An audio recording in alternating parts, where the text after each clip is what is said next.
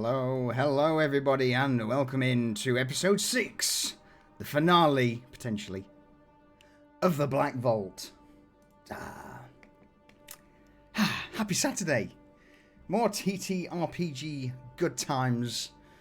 Last session was quite the cliffhanger, to put it lightly. But I think we'll bring the players in and see what they've got to say about it. Hello. Hello. How are we?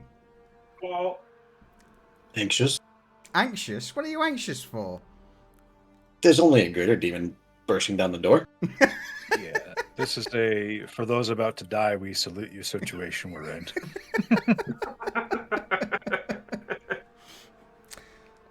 Does anybody, want to recap what happened last week? Because obviously something did.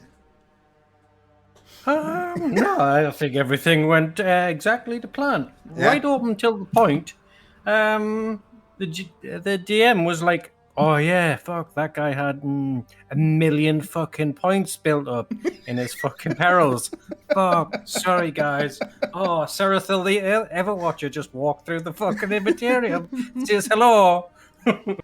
You, the South Park cable guy. Oh, that's terrible. Oh no.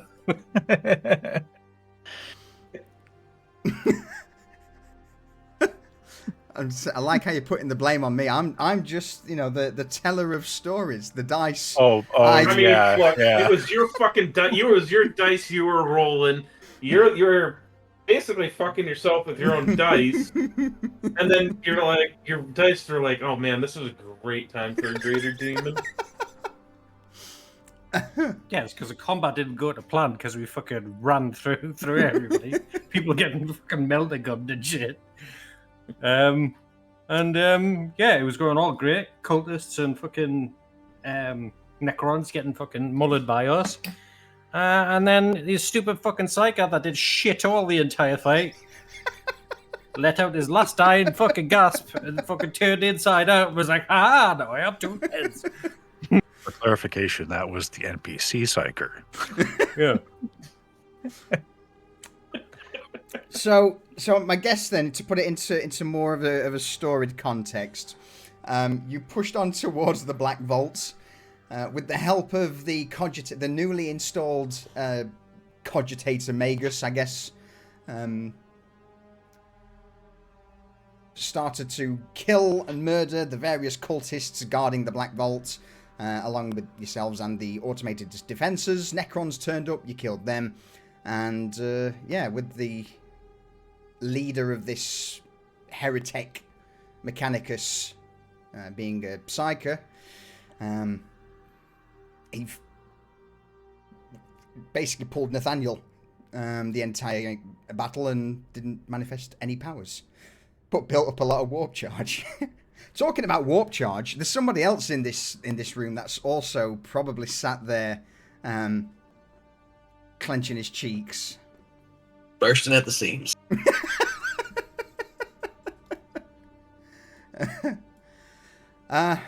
You made your way into the Black Vault after calling forth a Lord of Change.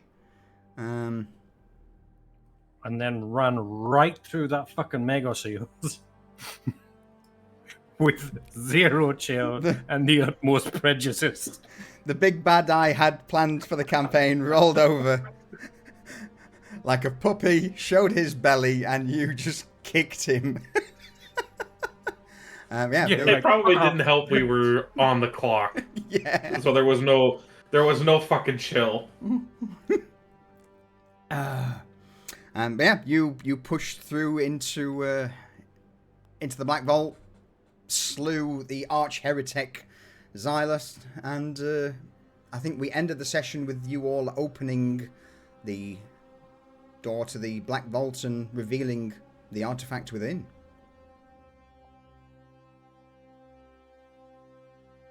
Correct me if I'm wrong. That is correct. Yeah, we used the Inquisitor overrides in the Inquisitor's rosette to open the door, because we were like, well, we don't know the fucking codes, so Yeah, did we get Vittoria on the line as well too? She's telling us to get the fuck out of there, and we basically Constantine was basically telling her that that was untenable. There was like absolutely no way. Pretty much, yeah. Pretty much. Yeah, yeah. How? How? Well, you say how, let's find out, shall we? Cast your mind back as the door to the Black Vault was opened. This circular hatch was pulled, not so much pulled apart, but slid apart to reveal a circular chamber. What you all didn't notice as this was happening is outside of the vault, all of the lights immediately dimmed. Klaxons started blaring, red lights started flashing, and overall the mood, what was once a relatively well-lit chamber inside of Ark Venenatus, inside the Black Vault, is now just bathed in this dangerous reddish hue. The other thing is just at the corner of all of your periphery vision, there just seems to be just something there, something unusual, unnatural, like tendrils. Occasionally you would all get this feeling that something's just trying to brush against your shoulder or onto your back, and with a quick glance over, you see nothing. But there is now an ominous feeling to the room. Behind you all, the doors that are glowing now, red hot, purple and blue flames begin to lap from both the gap in the door in the center and around the edges, and you would all start to see as you look towards the reminder, the only way in and out of this room, that the metal doors are now starting to sag, turning to molten slag due to the flames of whatever is behind these doors. In front of you, in the room, a circular chamber. In the middle, this small, black, hexagonal-shaped artifact that on a pedestal with a multitude of wires attached towards the bottom. And this constant thrum of alien power emanates from it. What do you all do?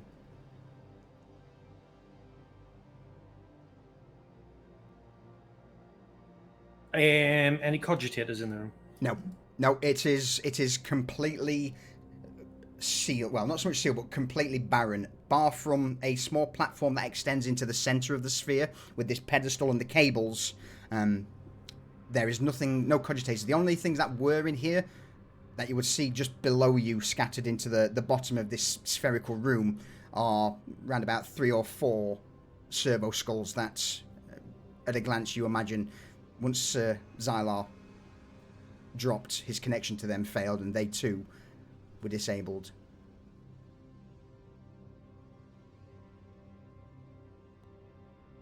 Okay. Severin's probably the most tech savvy, so Constantine's going to turn to him and be like, can you discern whether this thing is powering this thing or holding this thing's power back? Severin looks back at Constantine. I have no idea what's going on with this. It looks like this is all wired up, but aside from praying to the Emperor and pulling at wires, there's not much I can do with it.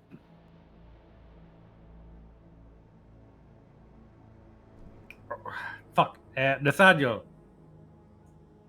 is this the source of the I don't know, the absence in the warp that you've been having problems with, or is this the source of the warp? Nathaniel's going to pause for a moment, kind of close his eyes, and he's going to basically try and feel what energies are coming off of this one. Okay. And then in the back of his mind, he's also going to keep in track that. So the Makos' notes mentioned 2. Yep. So he's going to try and also search for the other one. Okay. For those who may be interested in the workings, I'm going to ask for a very hard tech roll. As for you, Nathaniel, give me an easy psychic mastery check, please.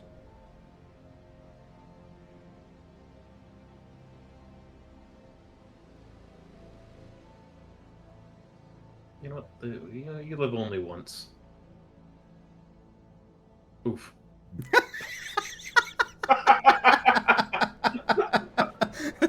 The cable. There's a -4. There's a cable attached somewhere. I should unplug that.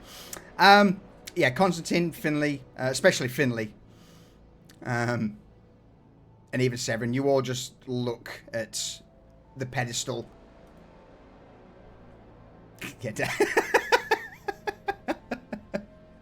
Good hustle, Errol. Good hustle. I appreciate it. It's, for want of a better word, completely alien to you all. This artifact doesn't seem to have any recognition or recollection to any Imperial tech you've seen. You don't recognize the pedestal that it's sat on. The sheer amount of cables and conduits that are plugged into the pedestal are just to the point of mind-boggling. You start tracing one cable and lose it in the spaghetti of others. It's definitely a contraption of a Mechanicus fever dream. As for you, Severin, absolutely. You close your eyes, Nathaniel, you close your eyes, reach out, and begin to take in the surroundings.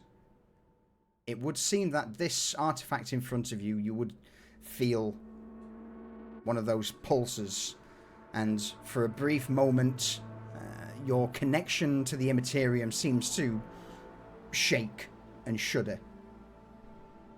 That doesn't take long before it passes, and as you once again begin to reach out with your senses, you feel another pull, a tug, just behind you, closer to where this fiery door is located. And this one seems to draw you towards it, not push you away like the one in the chamber.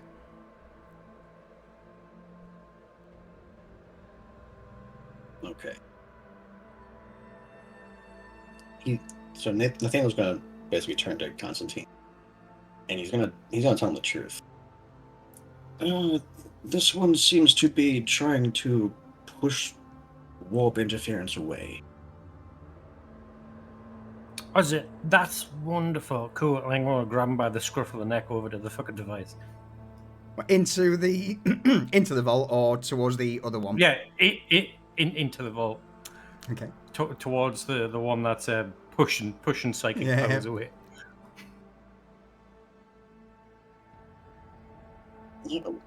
Whatever are you doing, Constantine? Oh, I don't know. Maybe just making sure that the thing that could turn into a vessel for yet another fucking thing that wants to kill us, next to the thing that maybe will stop that. This is probably just going to suck for you.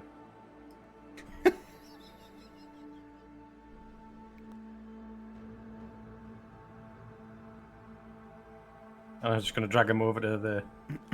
Was it like a cube or a... Yes, imagine it as a sort of hexagonal, for want of a better word, it's a black D20.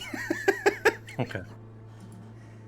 This hexagonal shaped object, a few green lines seem to flicker across its surface. And it's roughly, I would say, about a foot or so in diameter. So, you know, the size of a football, maybe a bit bigger. Or a soccer ball for you stateside folks. Okay, Nathaniel, brace yourself, and I'm going to see if I can place his hand on the D20. Nathaniel? He's going to try and resist because he does not want to basically have his powers stripped from him. Okay, if it's just a straight physical tussle between you both, I'm going to need just a challenging athletics from both of you. I have advantage because I've got a hold of you with an augmatic arm. I'm just trying to figure out if he would do this with or without psychic powers.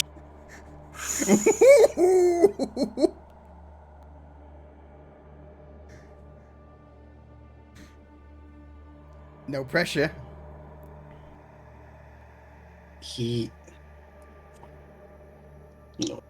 Let's roll straight up. Straight up challenging. Straight up challenge him. This tussle begins.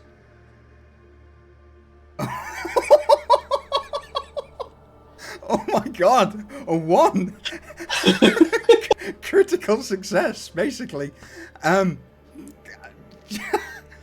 As Constantine grabs your hand or your forearm with his augmetic arm, you begin to feel the pressure build and the sheer power behind it as he just drags you along. And as you begin to get a foot or two away from the Necron device, what do you do? He's mainly just going to plant his feet and try and twist his arm in a way that binds up the mechanical gearing in Constantine's arm. Yeah, you sort of slip it into the point where the arm locks straight, but due to the recent fighting and all the other stress that's been put on Constantine's arm recently, especially firing the pistol without bracing it, there is a moment, Constantine, where your arm just locks up straight, and that allows Nathaniel to just slip from your grasp.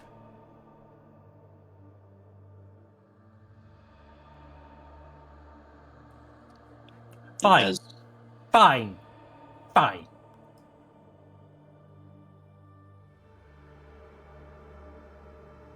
You don't want to do it? I'll fucking do it. Stupid fucking... Errol, if Nathaniel moves, turn him into fucking Swiss cheese.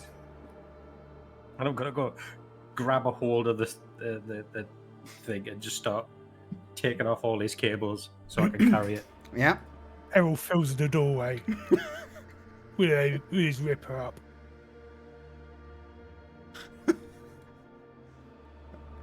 And a big smile on his face. All right. Whilst that's happening, Sever and Finley, what are you two up to? Finley is just... he's all sorts of fucked up. He's leaning on Willbreaker, kind of half paying attention to what's going on in the room. More concerned about the door that's basically turning to slag. So he's still writhing in pain, leaning on Willbreaker as kind of like a crutch as they're moving along. Okay. Severin. Severin is looking at the podium because he's thinking that the only thing that they have that could potentially save them or screw them even worse is these devices here, because they have, to his recollection, or to his perception, no way out of this other than back through the way where the giant bird demon thing is. So he's gonna just look at look at it and see if there's anything that, like if there's any wires that snag, etc. You know, he's feeling a little bit pumped up from having successfully performed a brain surgery recently, so he's gonna just like he feels more confident than perhaps he should. Yeah, I mean, if what you're looking specifically for, another way out, or just to help in disconnecting the artifact. Well, in the inside of the vault, I'm gonna guess there's zero other ways Correct. out because it's a freaking vault. Absolutely. He's gonna, but he's more interested in the device at the center and the potential of weaponizing the damn thing against what's coming, because that might be their only option to survive. Yeah. Just roll me Yeah, Constantine's. Go on. Oh, oh. No, I go. was just gonna say, Constantine's under the impression that if Nathaniel doesn't want to touch this thing, the greater demon bursting through the door definitely doesn't want to touch this thing. In that case, then, Severin, roll me a easy logic check, please. And roll it with advantage, actually, because you and Constantine are on the same wavelength at the minute. Easy logic. Easy logic with advantage. Advantage. Easy.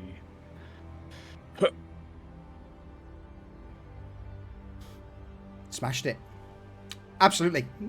Both of you, as you're starting to uncouple some of the conduits from the bottom of this pedestal, Constant, you get to a point where you can start lifting the Necron artifact, object Theta 77, off of the pedestal.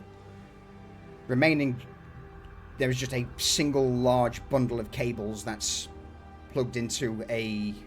it looks a relatively haphazard connector, almost like 3 prongs that just are burrowed into the metal or the polymer or whatever this object is.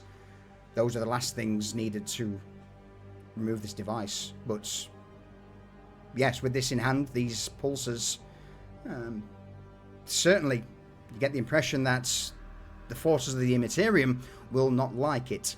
But the only thought I would say that would cross your mind is, if this is powering, or correction, if this is being powered by the station, will the radius, will it be a station-wide event, or will it be something much smaller when you remove it from its power source?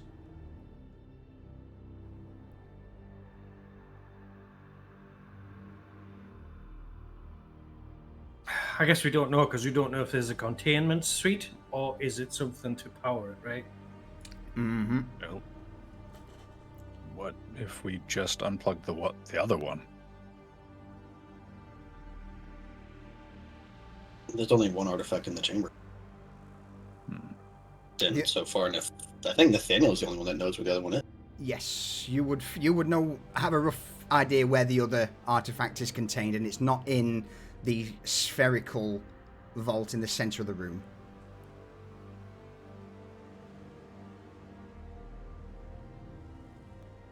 But he was told not to move, so.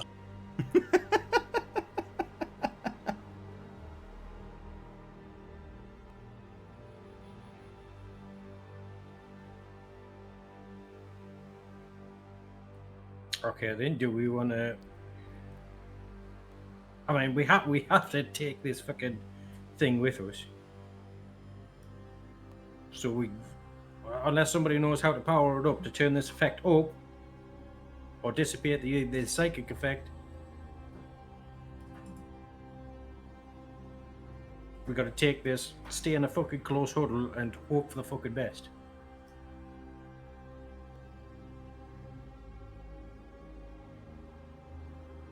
I might be able to find the other one. The one that is causing the issues with the warp. Okay, is it on the other side of the fucking greater demon that's coming through the door? No. At that moment, I'm going to bring us into this scene, which will look familiar to you all, but slightly different. Oh, yeah. As the lighting has now changed, the field that protected powered down, red lights bathe the interior of the Black Vault, and just for reasons at the minute, let me do this.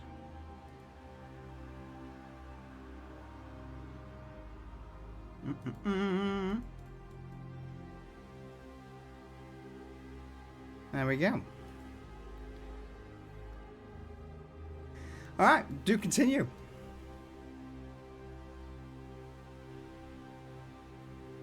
Hurry quickly, Nathaniel. My patience is thin. Is Errol gonna blast me as I step through the door? No, Errol's not gonna. Errol, don't blast him just yet. Flash him a quick thumbs up. Thank you. And Nathaniel's just gonna slowly start walking down the cap.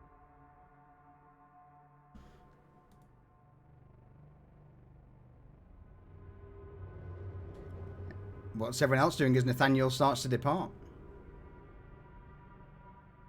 I thought you said it wasn't on the other side of the fucking. Where is it? You asked if it was on the other side of the Greater Demon. It is not. It's on this side of the Greater Demon. Well, how close? Close to the door. You fucking. He's just gonna keep walking. Okay. Severin's going to try to keep up with Nathaniel. Yep. Because shit's about to hit the fan. So you better move quick. Well, his mentality is actually Nathaniel doesn't want to touch this device. We for sure as hell do not want him touching the other one.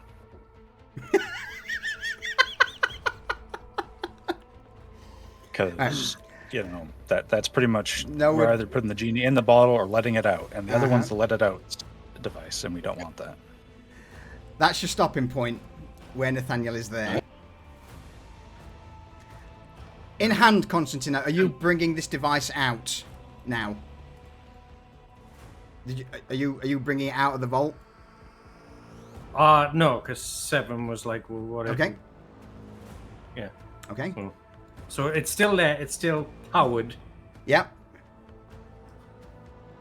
And I'm staying close to it. I'm not going any further than this. Okay.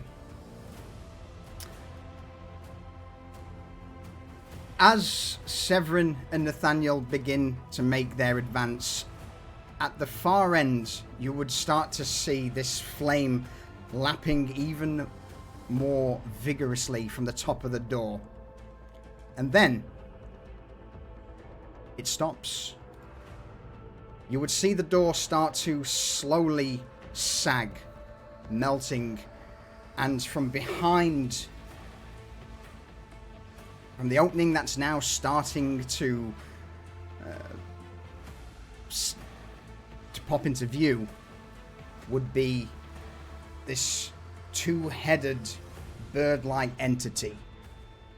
One head would look upwards, the other down. For a moment, it would seem to twist, contort, shake, before the two heads look at each other, turn round, and step in the direction towards the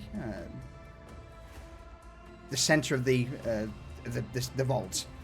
There, as they begin to make steps further away, the wings would bloom out and a tear would open up. And you would see as this Lord of Change, this two-headed Lord of Change, steps back into the Imperium. From there, another form would slowly start to strut out. 3 arms, pinkish skin, and it would stand, look through the now molten door towards you all as small demons, brimstone horrors, begin to jump out. Followed secondly by blue hands that begin to pull their way from out of the portal. Blue horrors. Last but not least, some slightly larger, pinkish in colour. This horde begins to descend towards you, and with the last of the door now falling away, melting to the ground, you are all hit with this horrific sense of corruption. The Imperium now wide open, a large tear on the bridge from in the direction you've got to go is now pouring forth demons into the material realm. Gentlemen, it's not good. I need you all to make a corruption check, please.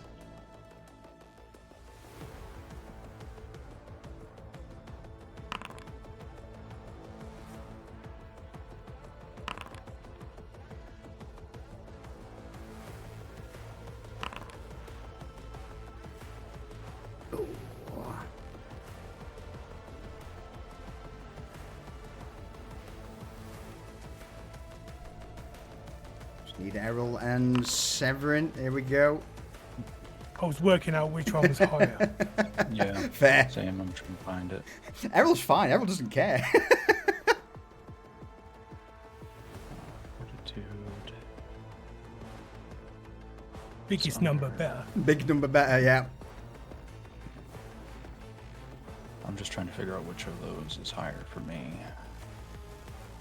Because I don't see fortitude anywhere. It's on skills. Your fortitude is 30. Alright, so it seems like they're both 30 then. Okay.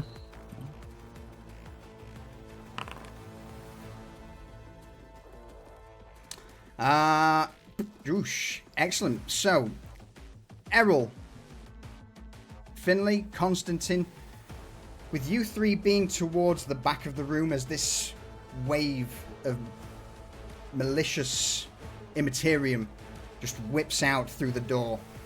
You too far away to really feel the effects. Severin and Nathaniel, though, with them being up front, you both take extra corruption. Anybody reached their corruption threshold yet? Nope. Probably for the best. But you do see now, barreling through the door,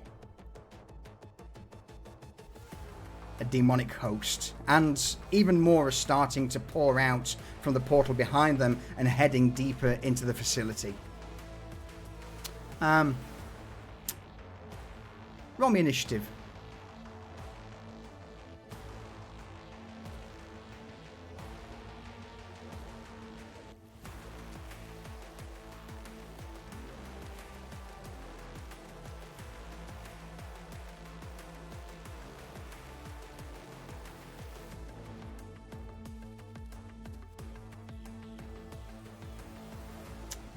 Jump to bottom. There we go. Finley, seeing this, what do you do at the back?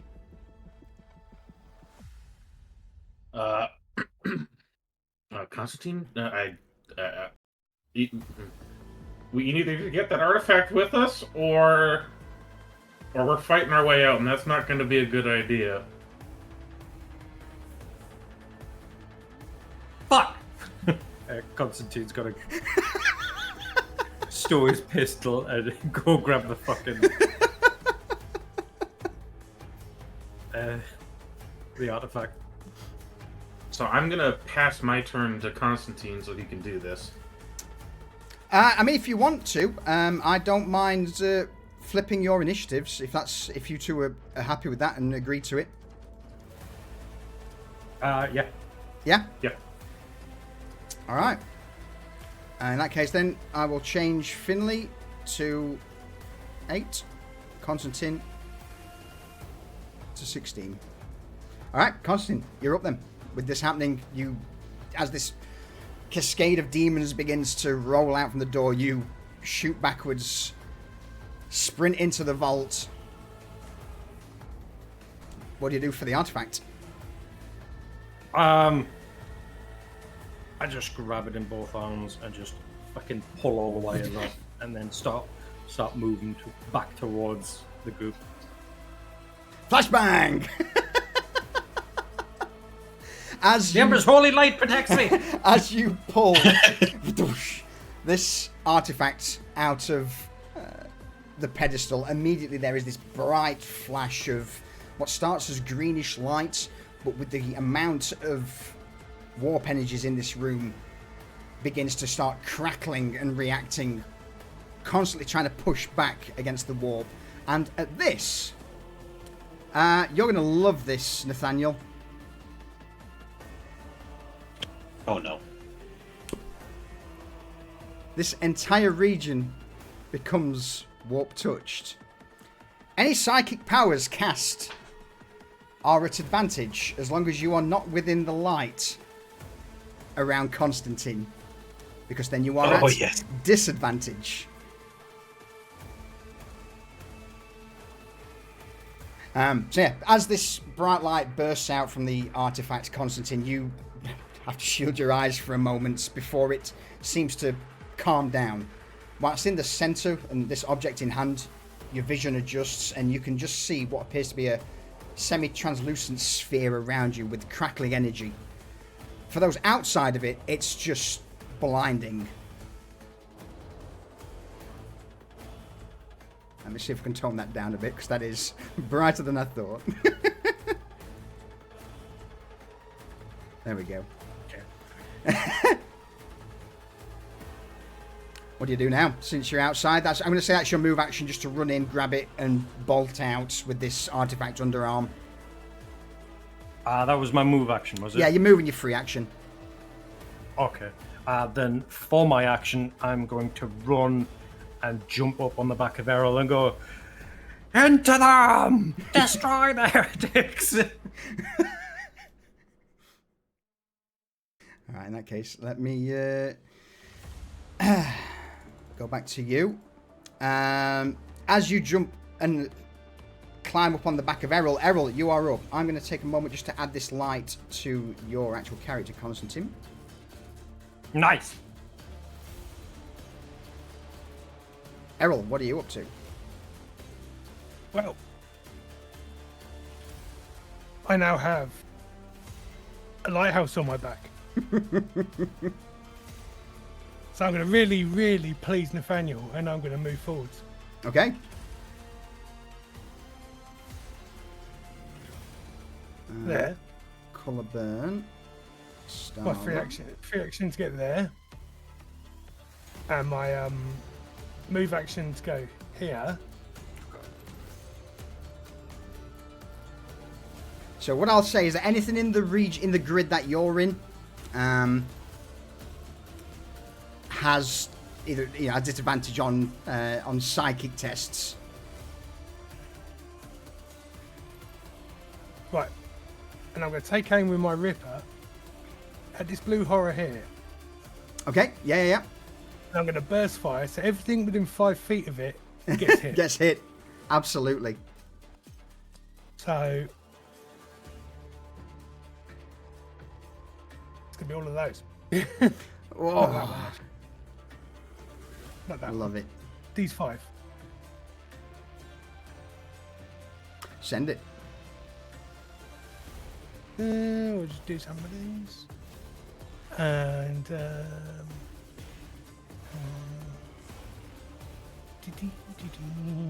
boom. Burst. Advantage. What did we say SL was? It was 2, wasn't it? No, now superiority has been dropped to 1 because this is... You don't have superiority in this fight by any means. That's fine. That gives me 2 then. Yes. And roll low. Boom, boom, boom, boom, boom. All right. It was a +4. Excellent. Yeah, impressive success. Grand. So against all of them, seeing the Ripper come up, immediately the demons begin to jump, grapple onto the metalwork below, throwing themselves to the side, and they will all try and dodge this. So blue horror takes a hit. Pink horror takes a hit. In fact, I didn't. Sorry, the blue horror and the pink horror just took it. The other blue horror, that will try and dodge it. That takes it as well. Brimstone horror takes it. Roll. Boom. Basically hit them all. As this Ripper just begins opening up, you carve through the first Brimstone horror, the second Brimstone horror, the blue horror, and you also wound the other blue horror and the pink horror. Frustratingly though, as you see the Ripper just going off, the Brimstone horrors just seem to burst and evaporate in a fiery explosion. Just same with the blue horror, but as that begins to break down and burst, you would see the 2 parts that have broken away start to twist and contort. And with that blue horror gone, 2 Brimstone horrors take its place. So I will just put those 2 back up and bring them in like that. There we go. So, future deaths, I'll let you narrate, but just as to give you an idea of what's happening as you begin to unload into the Merrill, the Brimstone Horrors burst in a puff of Imperium fire, but the Blue Horror splits into 2 Brimstones. Seeing this, any thoughts? This is shit.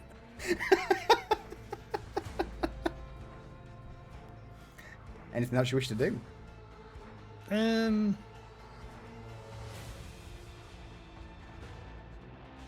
Maybe just move up a little bit further. Okay. So I'm right next to Nathaniel, sit down and love it.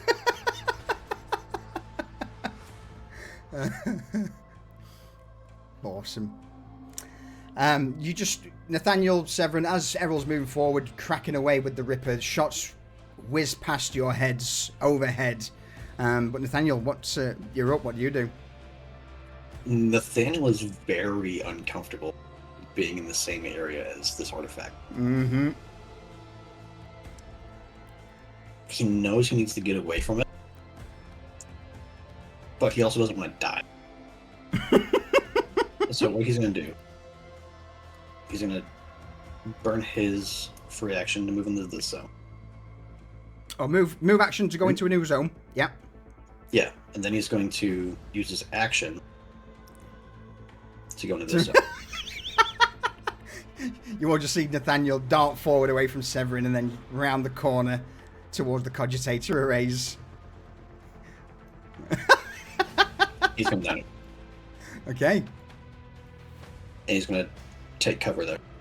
Okay. Excellent. Let me just double check that it's put you in the... let me just quickly redo this region. So everyone should be...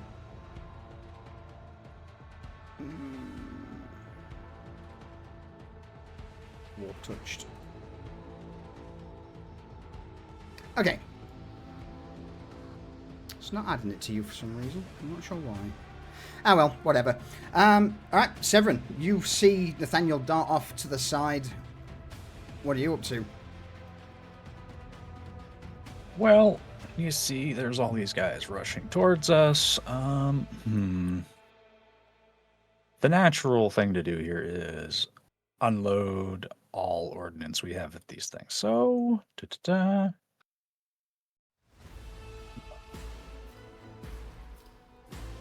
against this dude in the front. Actually, I'll target that guy with this.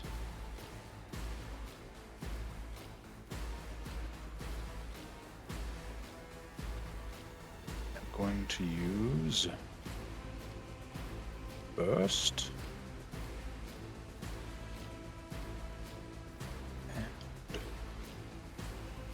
Pretty sure it's popular SL. Oh, that's for the burst. Okay. Yeah. So with the hot shot las pistol, he's going to fire at that pink thing in the middle. Okay. Just yeah, the pink horror. Away. Pink horror. That one has already dodged.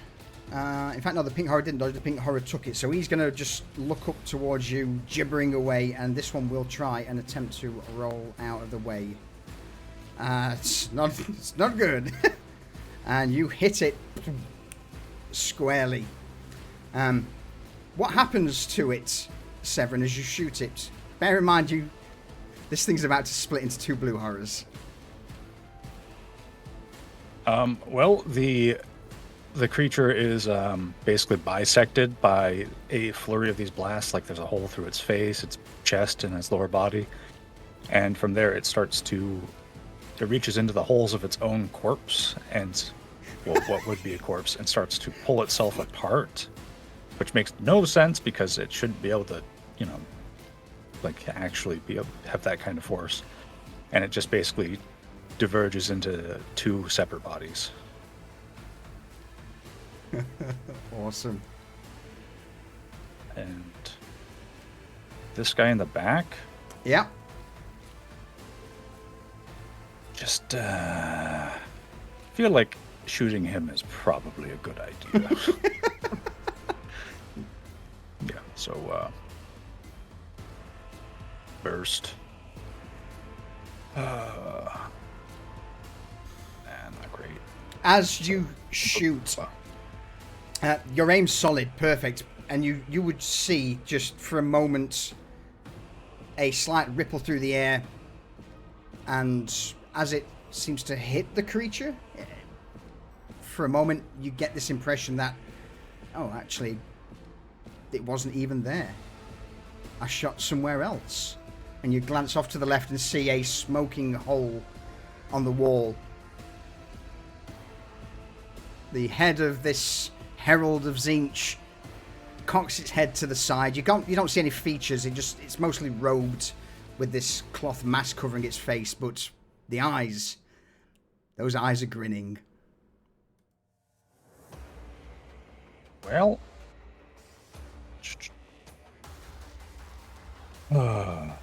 they're gonna come up. So unfortunately, Severin, seeing all this, also is gonna use his move to fall back into this zone. Just gonna keep yeah. Keep some distance. That's all I can really do. Yep. Alright. The Herald of Tzeentch, having cocked its head to the side, looks across. Its eyes fixate on you for a moment, Constantine, and you would feel this wave of oppression wash over you, of disappointment, disapproval. And from the far end, this demon... Shame that it's already been claimed, but no matter. You will do nicely for the machinations of our Lord. And his head will then snap to the left towards Nathaniel, as it will sidestep behind several cogitators, move forward, focus its attention on you, Nathaniel, and you would begin to feel your mind being probed as it will attempt to dominate you.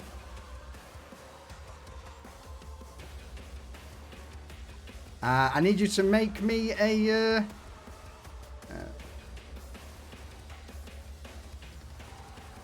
yeah, click. You should have a button there, a discipline psychic check.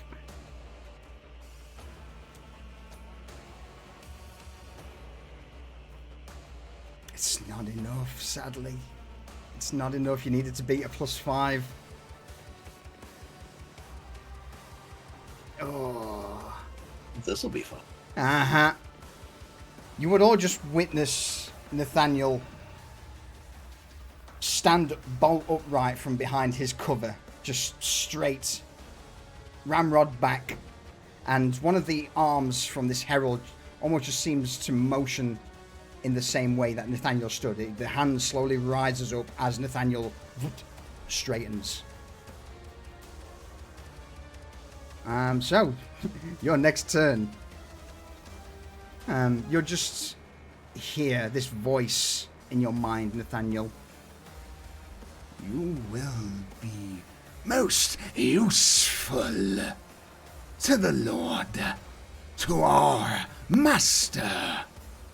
Come with us. Your fate is not bound to here. Pink horrors. We have no more pink horrors currently on the board, so I can get rid of the pink horrors. But we have lots of blue horrors.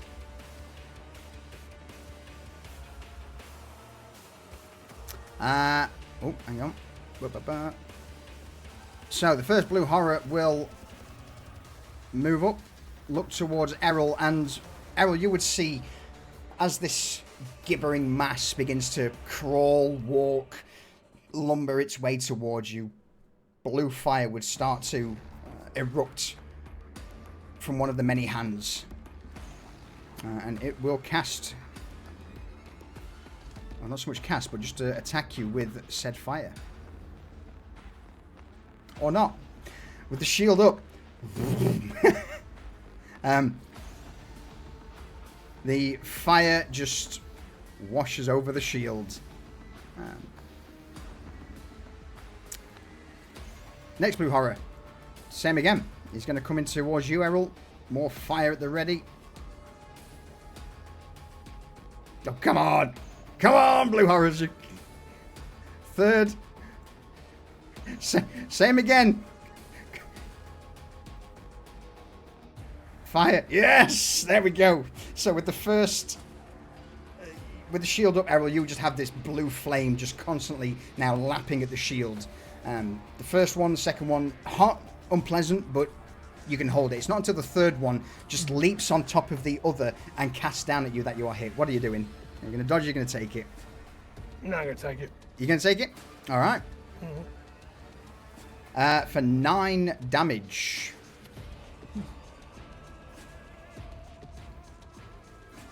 Now, with this being demonic flame,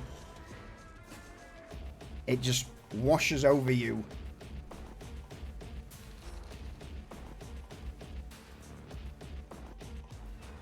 And just seems to creep into whatever gap is in your armor.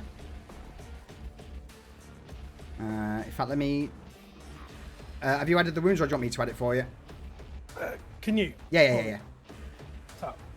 Actually, no, sorry. Tell a lie. Your armor does apply on this. Ooh, that's lucky. Yeah, no, it does. It does. Yeah.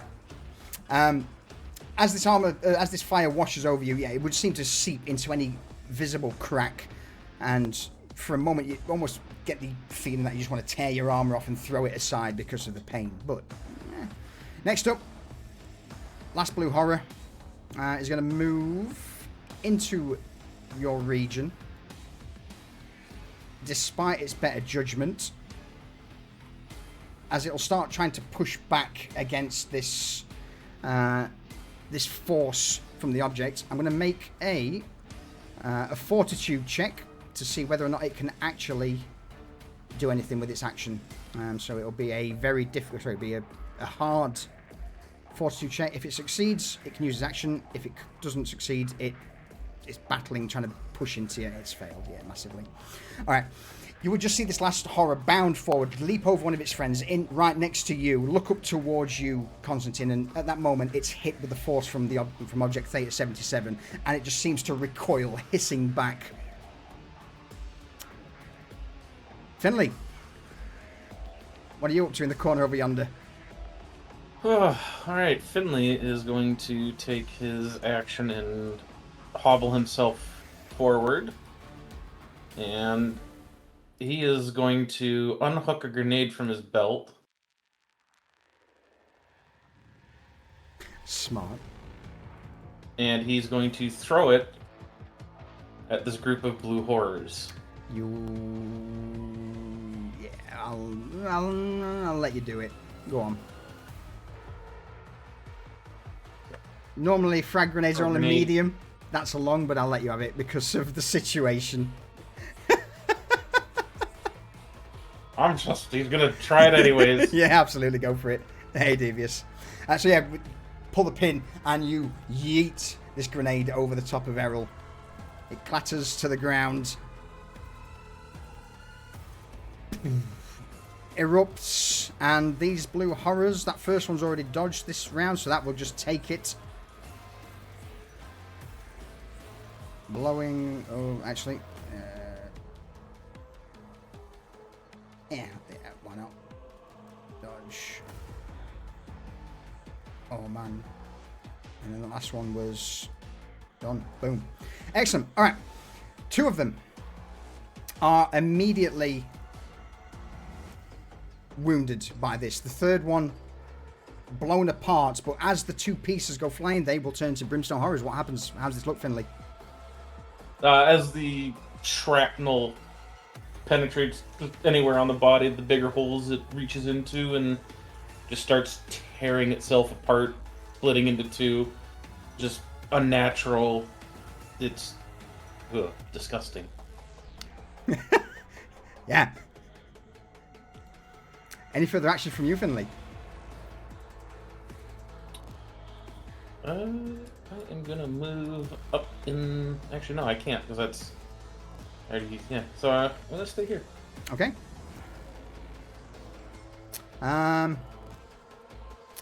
In that case, then, we go to the Brimstone Horrors. The two up front will, as one of them's launched through the air, Finley, you would just see it immediately turn in the air to look towards you, a small ball of warp fire coalescing in its hand as it just slings it towards you.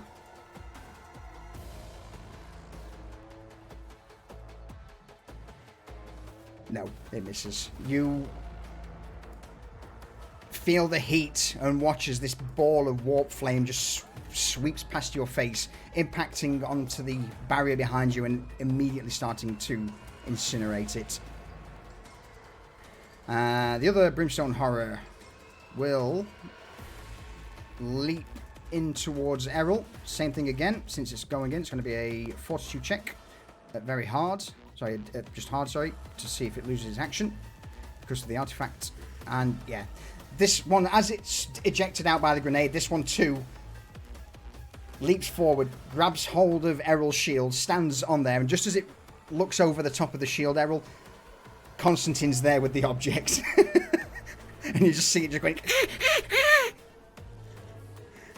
The other three at the back, they are going to move down here into this region. And two of them will make their way around Nathaniel. One grabs his hand, the other one starts tugging on his leg. And the others will. One bolt is going to go towards you, Severin, from this one here. Arcing through the air, warp fire. On a direct collision course, what do you do? I'm going to do the worst possible thing and attempt to dodge. Alright, click the dodge button.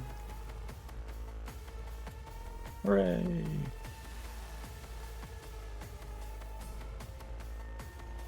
Oh!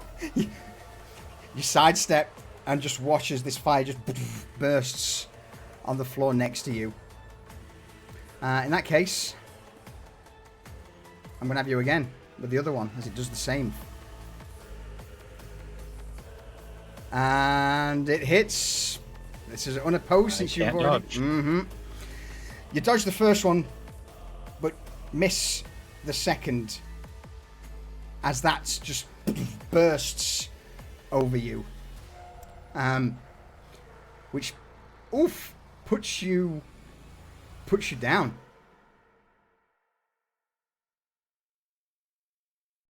Oh no. When we get to your turn, I think that'll be a critical wound.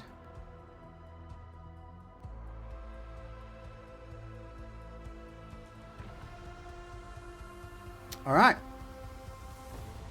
End of the turn. It's been an hour. Do you want a quick refill before we go into turn 2? Sure. Yeah? Alright. Yes. In that case then, we will throw up the bee right back.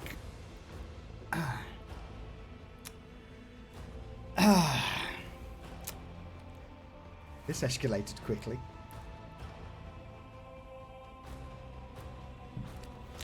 Alright, I'm going to take this moment. Lee, thank you for the 66 months resub. You can't kill me on a sub anniversary, right? I'm trying. I'm trying not to.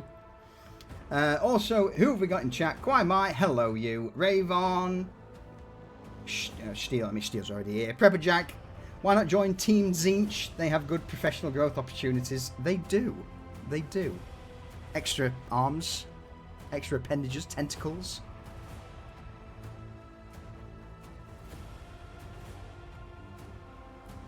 It's rude not to. I mean, it kind of looks like Nathaniel's going to be joining them.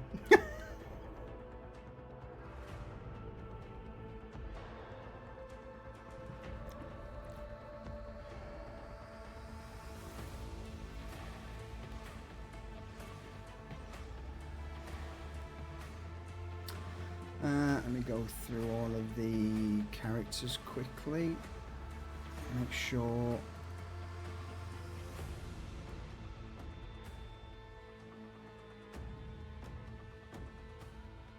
Nothing's left over. Okay.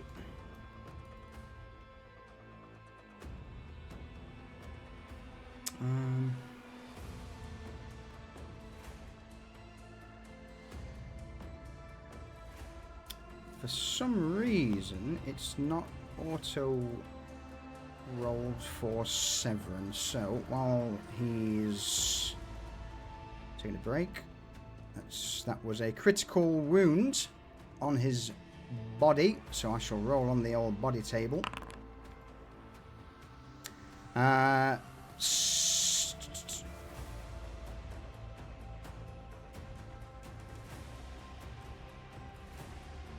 That's the low. Is it that one? He took a fireball to the balls. It took a fireball to the balls.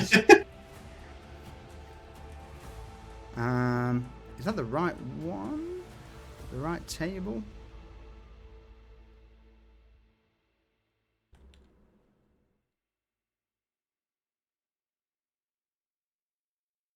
I believe it is. Yeah.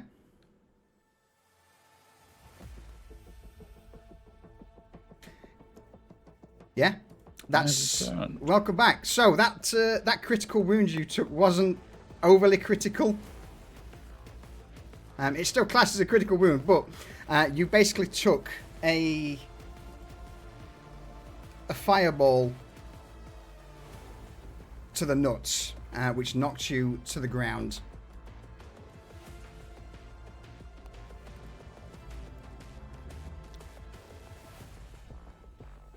Sense of area, yep. The old wart ball syndrome. Yep. Let me just, I need to try something quick, because for some reason it's not added the critical wound to you. So let me just, let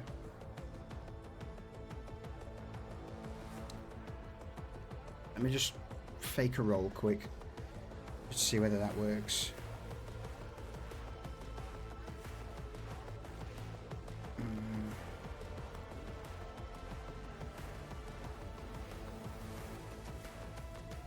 Is it because there's no treatment for it? If he no. No, it's still it's when he drops to when he gets full wounds, it's supposed to immediately add a critical wound because he's dying, and it hasn't done on his sheet. But fuck it, wait, it is what it is. We'll sort it later. All right, are we all back? Yeah. Mm-hmm. Excellent. So.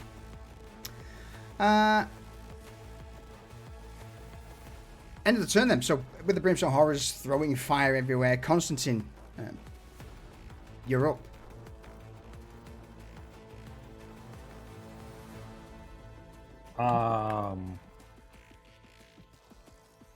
Shifty, yeah.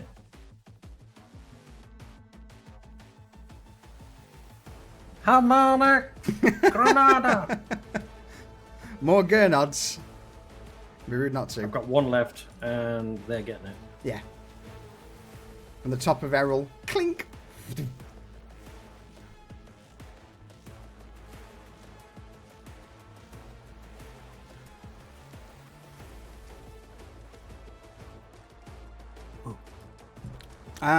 Grim magic. Yeah. So it's all just a straight unopposed roll because they've all done stuff.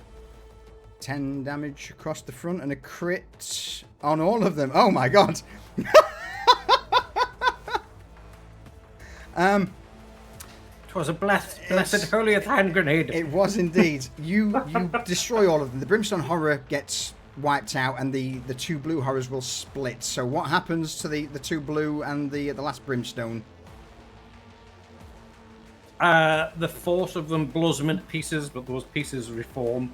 Like an arm and a leg will join together, and then they'll turn into two legs, and then arms will sprout out the top of it, and voila, you have a blue horror. Well done.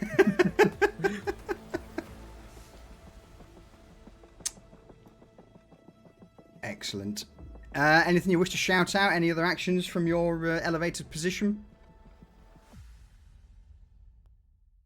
Run. Don't stop. Run. All right. Errol, Yeah. your turn. There's a nice cluster of brimstone horrors in front of me.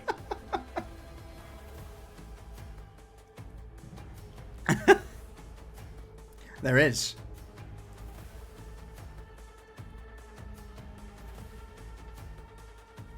Boom, boom.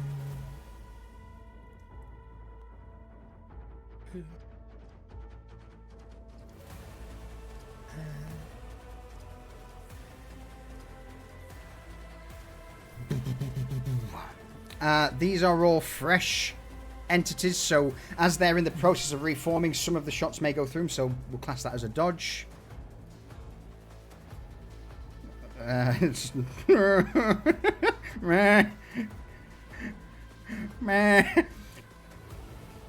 Blat. I mean, it doesn't matter if they dodge because that's a fucking crit as well. God damn. God damn it, Errol. What happens to them all? They just get absolutely shredded by Ripper Fire. There's just bits of brimstone horror splattered all over the walkway. Oh, man. Seeing the ways clear, the parts, the last slick bits of brimstone horror immediately begin to break down, combust, and blow into ash. The others start chattering, skitting highly in annoyance. No fear, these are demons. They're having the best time of their lives at the minute, but not being able to stop you is annoying for them. Any movement, Errol? Not at this time. Okay. So I've got these two locked down next to me. Yeah. We then go to... Let me just double check how this works. So at the end of its turn, you get to make a check. Oh, Nathaniel. You are mine this turn. Being led by these brimstone horrors, I'm just going to move them up because they're just not into the other grid, but just to show that they are keeping pace with Nathaniel, leading him on. You would all just see Nathaniel step out into the open area where you've just vaporized these brimstone horrors. You would see two brimstone horrors around him, one holding his hand, pulling him along. The other one at his leg starts tugging it and pointing with two of its arms in your direction. And you would just see Nathaniel slowly turn around, his eyes crackling with purple energy. What powers have you got, Nathaniel? Bad ones for them. You have. Oh. Very bad ones for them. Oh. Sure. You would just see a hand rise towards you, Errol. And from Nathaniel's hand, war pages begin to coalesce around as he would cast Molten Beam. Now, because this is a warp-tainted area, he does this at advantage.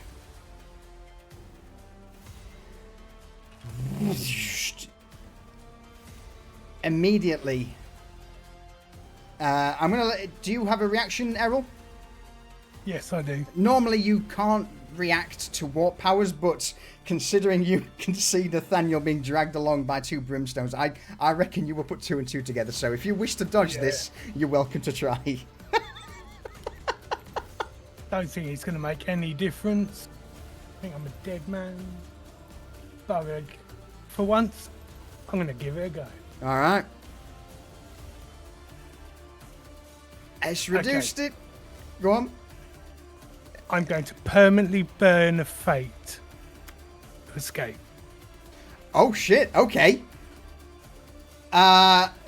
If you are doing that, then Constantine, what are you doing? Holding on. If you are leaving with Errol, that will If also... I'm leaving there, if I have to burn a point for it, yeah. If they're gonna, if both of them are going with the thing that's gonna keep us alive, I'm burning the spade as well, and I'm gonna be in high tow right behind them. Okay. All right. Severin.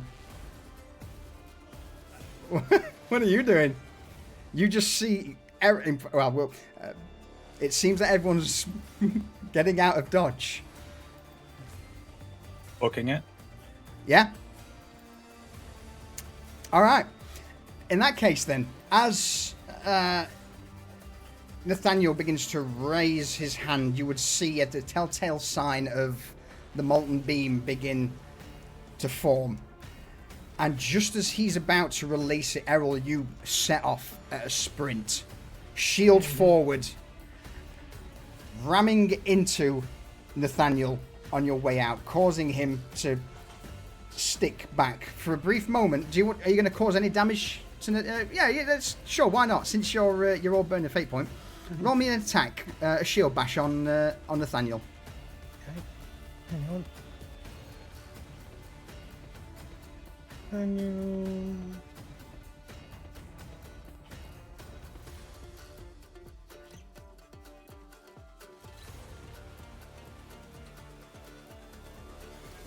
Hang on, I've got to change everything again.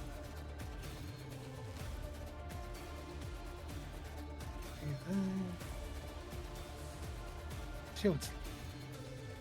Nathaniel, whilst this is going on, I'm going to try and... No, I'm going to try and dodge it, because Nathaniel's mine at the minute. Oh my giddy good. All right, Nathaniel, you are bashed with the full force of a fully sprinting Ogren in carapace armor, ballistic shield that slams you against the cogitator behind. Before this has happened, as you were controlled, what's been going through Nathaniel's mind this whole time? Because whilst your mind's your own, your body hasn't been.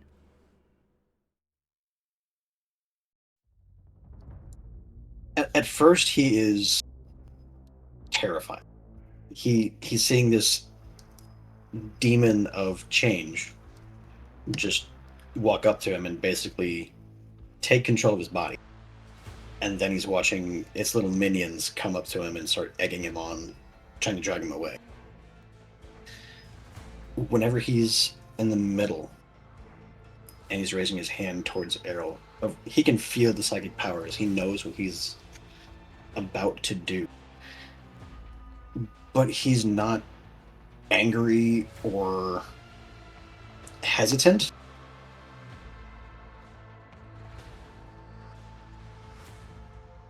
Errol has pretty much been used as a threat against him this entire campaign.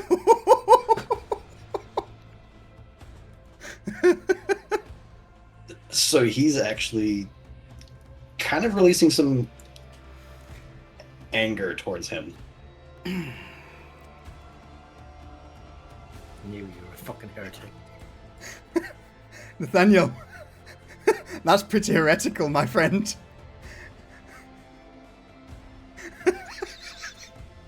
I need you to make me a corruption check. Oh, okay.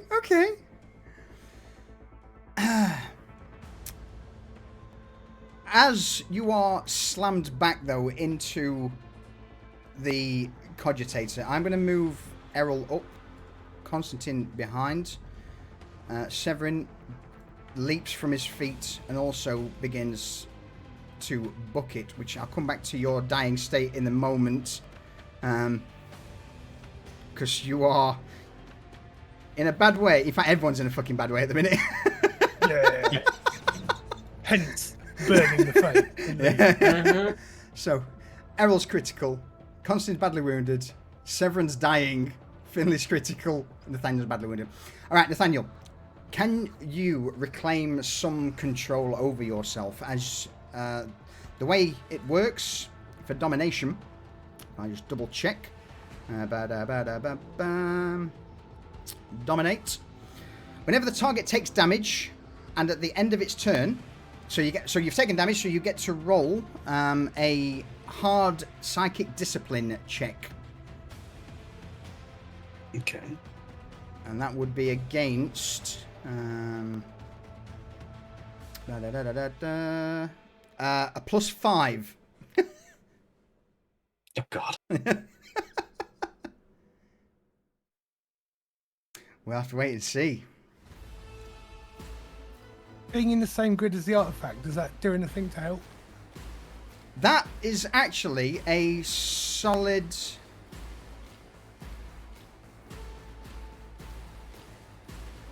Yeah, you know what? That would be... So in that case, I will half the success level, round it down to 2. So, as you are smashed into the wall, there's a brief moment, Nathaniel, where... Or, sorry, the cogitate. There's a brief moment where you attempt to grasp control back, but it doesn't work. The second thing, because that was your move and your action, it is now the end of Nathaniel's turn. So at the end of Nathaniel's turn, he gets to make another check, another discipline test to see whether or not he breaks the dominate. And so basically, you need +2. Let's see what happens. We got the 2. He got the 2. You can, if you have any fate left. He has no fate points left. You can burn them if you wish. It's up to you.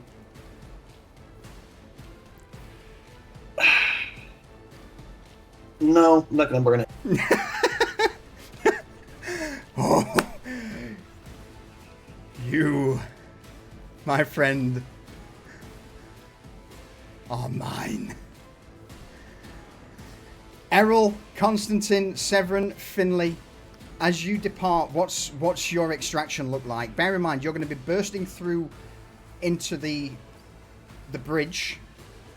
That's also full of demons, but you will be able to get out because you've burnt your fate point. So, hugging Errol as he just charges. We use Errol as a battering ram, and we're just Yep. mobile. Fucking anything that gets close gets blasted, and anything that gets in Errol's way gets steamrolled. Yeah. I'm holding my slab shield out in front of me, and I'm just running like a rugby player. Heading towards the hangar bay. you leave Nathaniel. Yeah. Fucking. Constantly steering by turning my head like a steering wheel.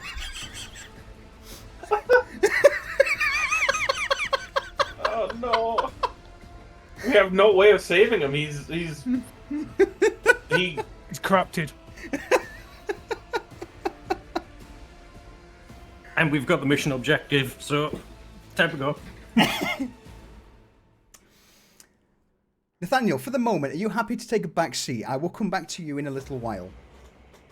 Yes, that's fine. Excellent. As you barge out onto the bridge that leads towards the interior of the Ark, you would see at this point the turrets that should have been firing have been just swarmed and overwhelmed with brimstone horrors, blue horrors. They've torn them apart, pulled the servitors out of the center, and are just... some of the brimstone horrors are throwing one of the heads around like a ball. Others are climbing the walls on the ceiling, the cooling towers, just cackling constantly. The sign of this Lord of Change has disappeared completely. You, again, witnessed it depart previous, but this tear where it first entered is still active. As you all run past, running gunning, blatting the various horrors as they throw themselves in front of you. Even more start to fall out of this portal to the Imperium behind you. I'm just going to quickly refresh my Foundry. Give me 2 seconds.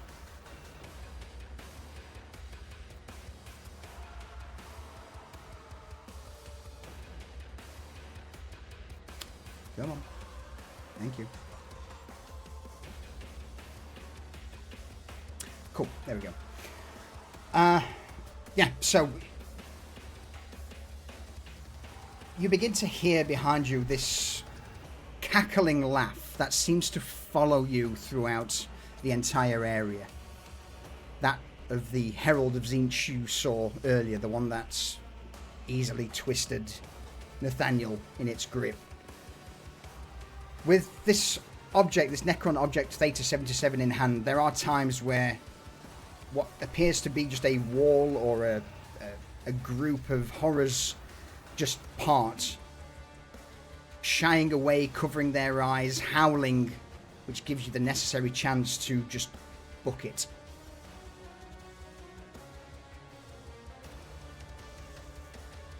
You continue like this for the next 10-15 minutes. I need a routine. Let's go with a navigation check, please, because you've got to make your way back. And there is now no sound coming from the Vox network.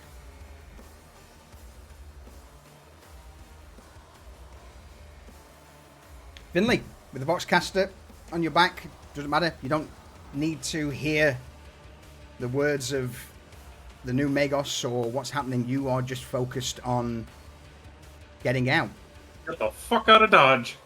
The main, or the initial point you need to reach is the corridor where the central cogitator is, because that's where it branches off back towards the outer part of the central chamber. So, what's this look like? How do you navigate?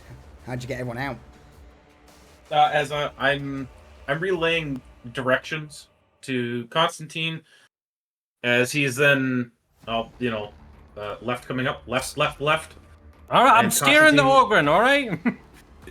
A little bit later, hard right. Clang as we take the corner. Yeah. Bit on. You turn the corner directly in front of you, Errol. Blue horror.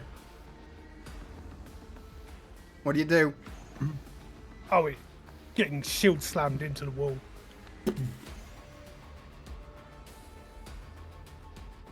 With it crushed to the wall and shield, you all continue onwards. It doesn't take long now before you reach the intersection that leads towards the Black Vault, the other way toward the Cogitators, and the final way to the exit of the central chambers. At this point, horrors are now starting to rip their way through walls, ceilings, the floor. Not physically. There's a ripple as the metal begins to buckle and the powers of the warp. Hands begin to leach out. And it's also at this point that you would start to hear the sounds of weapons discharge.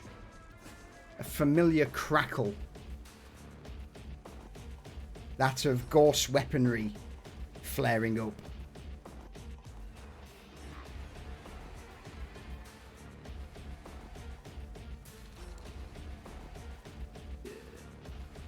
Well, this mission doesn't get any fucking better, does it? Where to next? Did you see it was up ahead? Yep.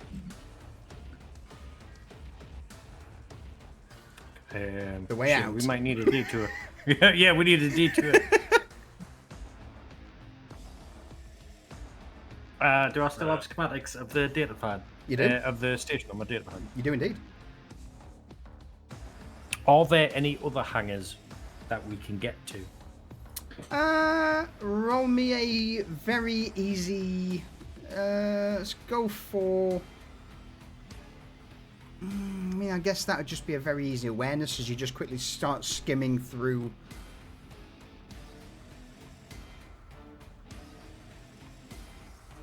The blueprints.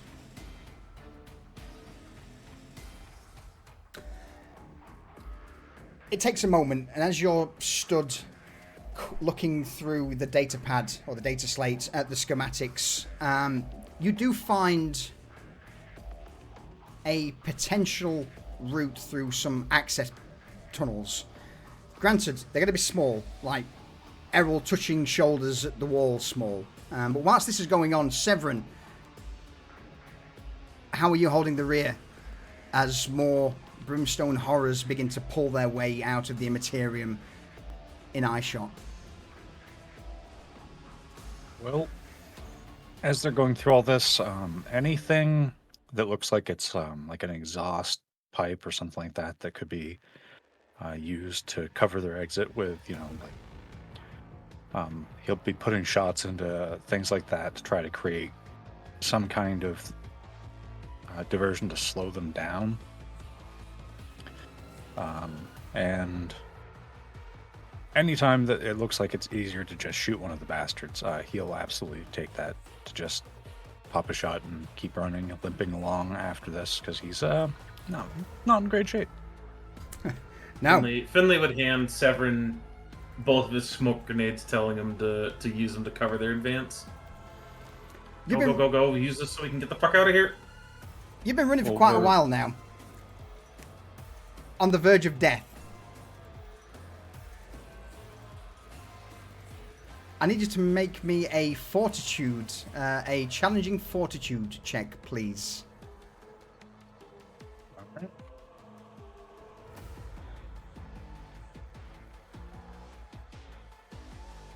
Should be right here. Alright. Smashed it. I'm going to give you a wound for that. So you are now critical rather than dying. But you still have the one critical wound that you incurred. How do you bite through the pain? Do you stitch yourself up? How do you carry on, Severin? Well, it's not so much anything that he does, because he's not a medic. He's just... Long time ago, he was just an urchin on a ship that was so large that it was basically a floating city. And you just had to tough these things out. So he's going to... basically, for now at least, he's just pure adrenaline after everything that's happened. And he's just kind of looking beyond the pain that is certainly going to catch up with him, and he's going to collapse later.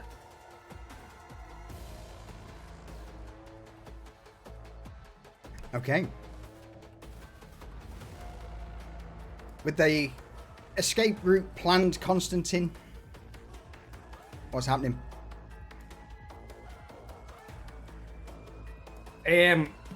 Well, since it's narrow cuphead, it's about a jumped off arrow.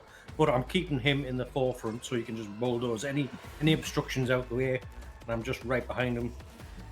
I'm also talking to Finley. I'm like, Finley, just keep on that box. Just keep on that box. As soon as you get word, tell the teams to pull out, and we'll try and get fucking alternative transport out. As soon as Finley hears that from Constantine, he's just going to start chirping away on the Vox chop or Voxcaster to telling all the teams, evacuate. We need alternative pickup. Evacuate. Get the hell out of here. And he's just going to set it to repeat loop. And then he'll update it once they get to a hangar.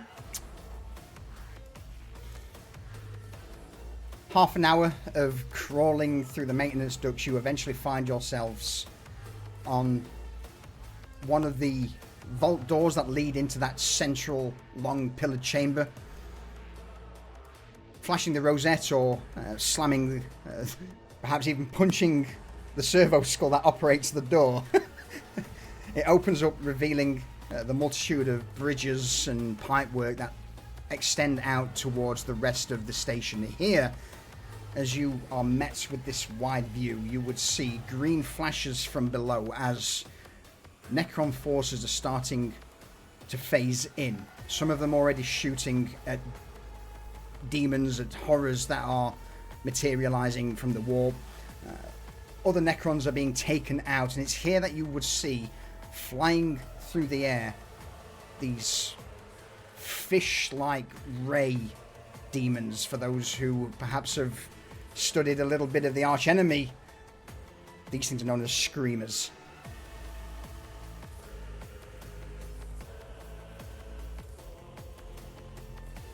I need someone to make me a routine athletics check, please. And they will be the ones leading you over this pipework, this bridge, towards the station proper, and avoiding the screamers. Like a job for the big lad. What level was it? Sorry. Go for easy. Go for an easy athletics. Okay.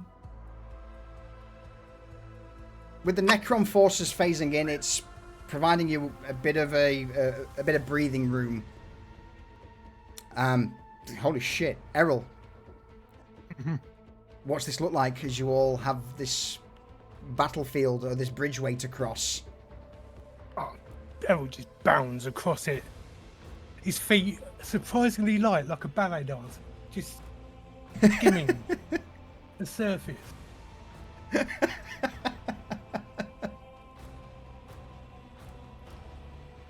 With a +8, I mean, come on. Absolutely, no, I'm fucking go for it. A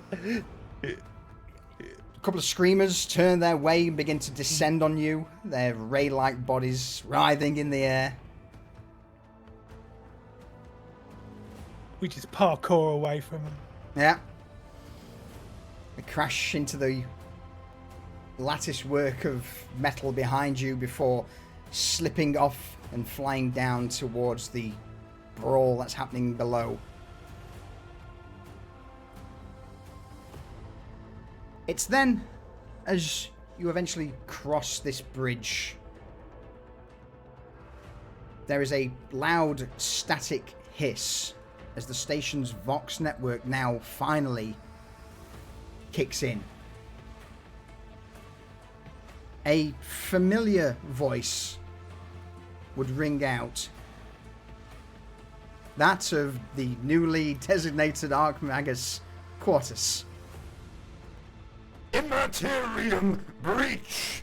Xenos breach. Defenses down. All able hands evacuate.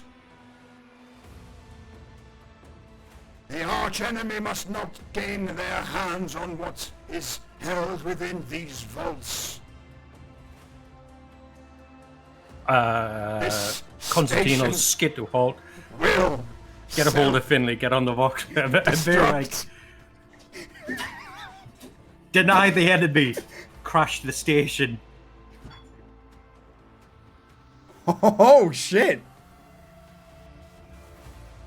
Finley, what do you do as Constantine shouts this at you?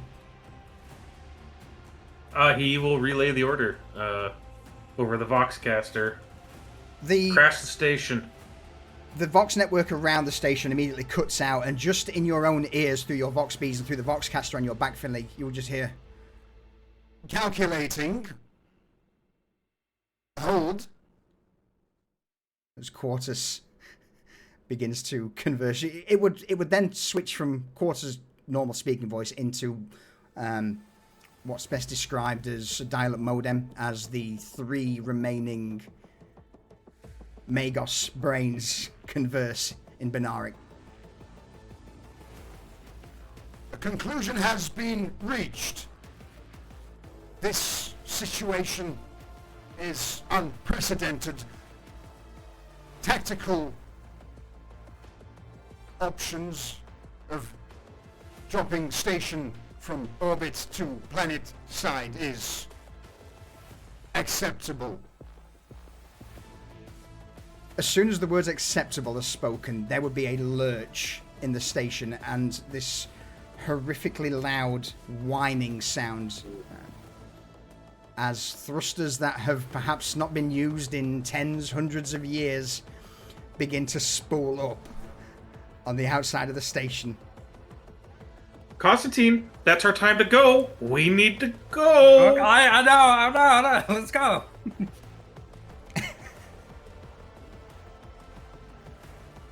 Severin, you still with us? I really need you to fly us a ship out of here.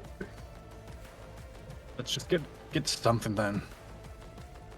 Yeah, Finley is also then going to put the Voxcaster back to his pre-recorded message of evacuate, and he's going to update it saying we are finding our we're finding our own, evacuate all teams, station crashing, station is going down, and put that on to repeat, signaling any other teams that may be left to get the fuck out of here.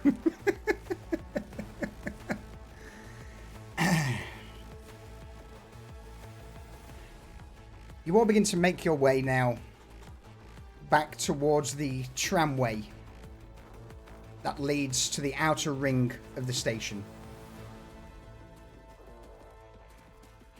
These things, even with the thrusters firing, it's not a quick process, and you have an awful amount of shit to get through. So, thinking of your journey back towards the central ring, I'm going to come back to you four in a moment.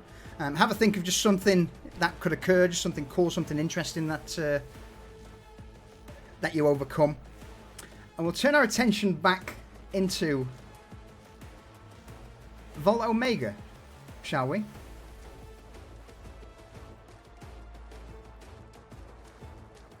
Nathaniel, what's going on in the vault at the moment? You've just, whilst being controlled, you can still... Oh, we've got a raid! LH, welcome in everyone! Welcome in. You've joined us at the perfect time. We are crashing a space station onto a moon. And the party's psycho has been left for dead.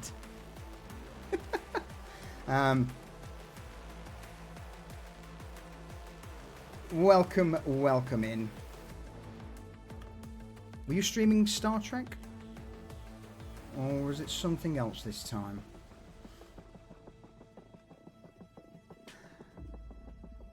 I'll come back to you in a minute.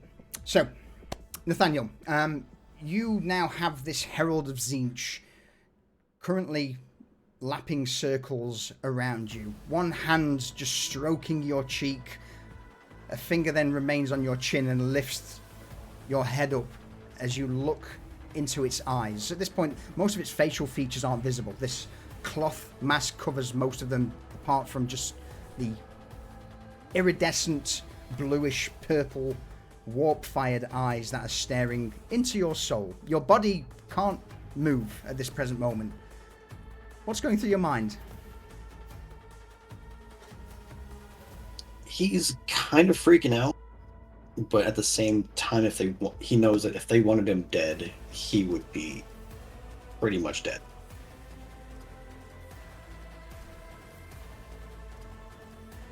His mind is going to flicker to the reverse engineered artifact, still just pulsing away in the other room. Tilting its head to the side, the Herald will turn round, look towards the room, and then back towards you. As this demon leans in, from beneath this cloth mask, it lifts as a long tongue slithers out, licks your cheek, and in a whispered voice, Nathaniel, Your friends have left you here to die. Weak, pitiful. That is not you, though, is it? You are powerful.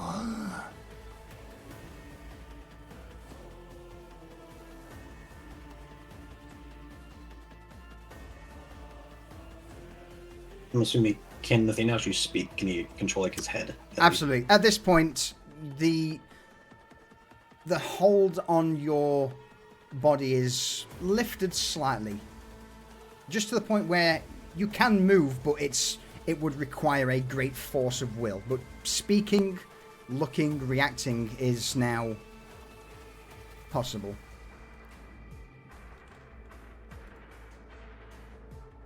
Friends don't threaten to kill other friends at the drop of a hat.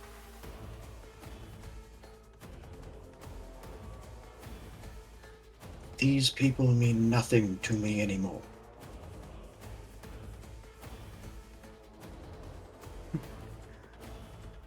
With one of the three hands raising up, he grabs you by the top of your head, Nathaniel.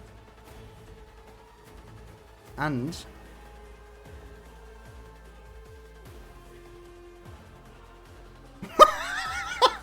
I'm just. God. Plus 14. oh my Try god. dodging. You are... I mean, you can try and resist this if you want. I mean, why not, right?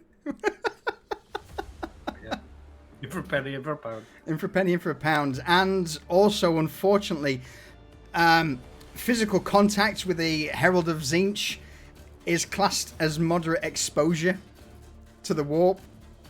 So I'm going to need you to make me your corruption test as well.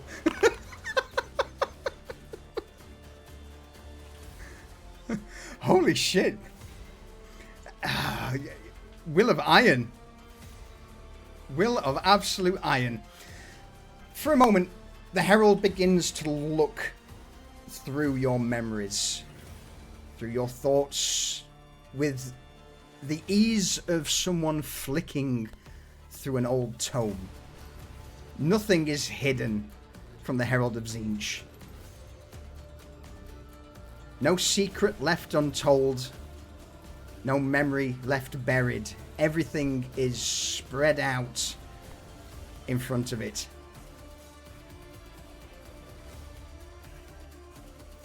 And then, with a blink of your own eyes, Nathaniel, you see a vision from an elevated position, like a bird's eye view. You see 4 figures moving through the station, and you immediately recognize these 4 to be Constantine, Severin, Errol, and Finley. They are currently making their way towards the tramway that leads towards the central station. What does Nathaniel see at this point? What's some of the things Nathaniel would see as he's being forced to scry on you in your escape? It's probably a proper shit show now. So guns are blazing. Errol's fucking curb stopping people with a fucking with his shield. Constantine's down to his chainsaw, so he's got the fucking the magic D20 under his arm and his chainsaw in his augmented arm, and he's just charging at fucking demons. At that moment, in your mind, Nathaniel, a whisper would ripple through. How quick they are to abandon you. Do you wish to change their fates? Do you wish vengeance upon them for leaving you here to rot? To die brutally? Or will you step forth, follow me in changing your fate?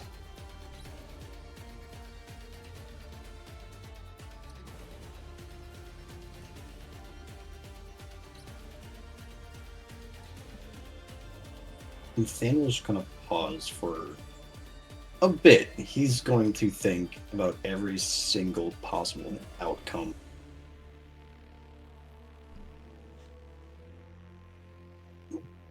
But being as he's going to keep playing the threats and the hatred that he has been pretty much forced upon him.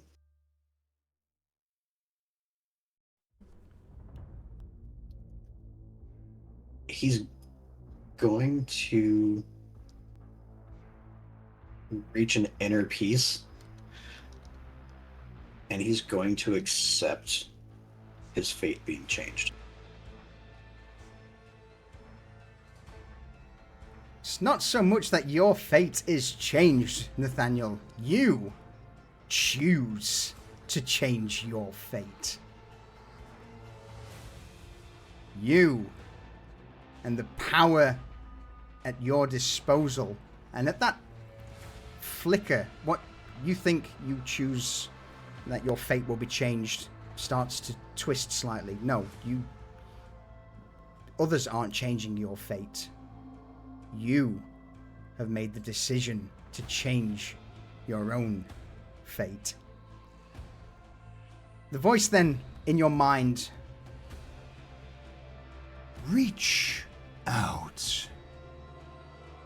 Do unto them as they have done to you. Or worse. I am going to give you some new spells.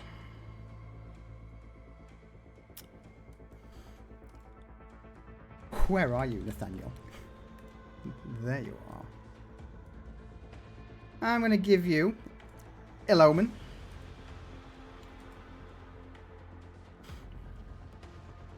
I'm going to give you...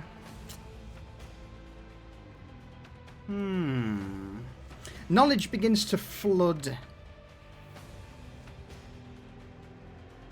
into your mind.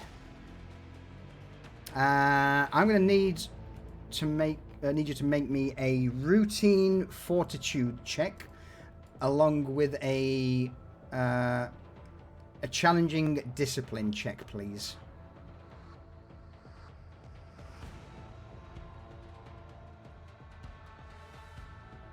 Oh, information comes quick. First in dribs and drabs, like skimming a book. You begin to have this knowledge forced into you. What starts as a trickle of knowledge starts to twist and turn into a stream. And finally, a torrent.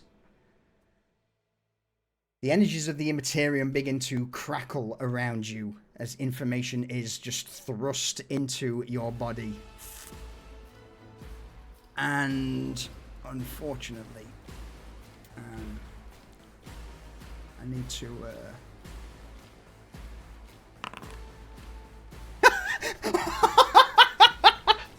That's very fitting, actually. That is so fitting. As all of this knowledge is being pushed into your form, feathers begin to sprout from under your arms. Top of your what was once hair falls out. Your flesh begins to pulsate and change as feathers begin to sprout from the back of your head. Your features become slightly more sharp and angular. Hands, what were once 5 fingers, now fuse into 2 fingers and a thumb. But it's at this moment where, with the power at your fingertips, if you wanted, you could perhaps reach out to one of your oppressors with an ability.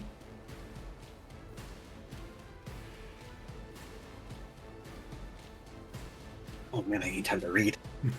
Alright, in that case, we'll come back to you a little while. have a think.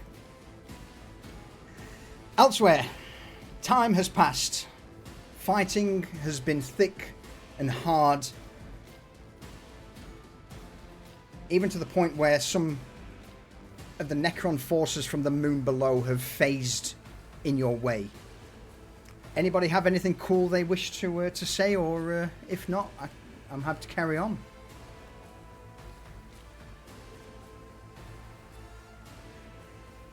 Let you carry on. Okay. Just thinking. Yeah.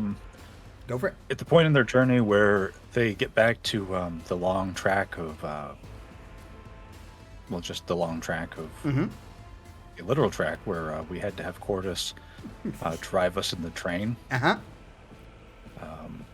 We managed. It's in such a state that we managed to commandeer it again, and along the way, scrunch down even all of us for just a little while, and just let the fighting rage around us, just trying to escape notice.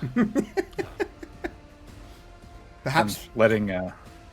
I say perhaps pushing this thing to its maximum. No longer caring for the machine spirit or the care and attention that Quartus gave it. I would imagine you are just, full throttle.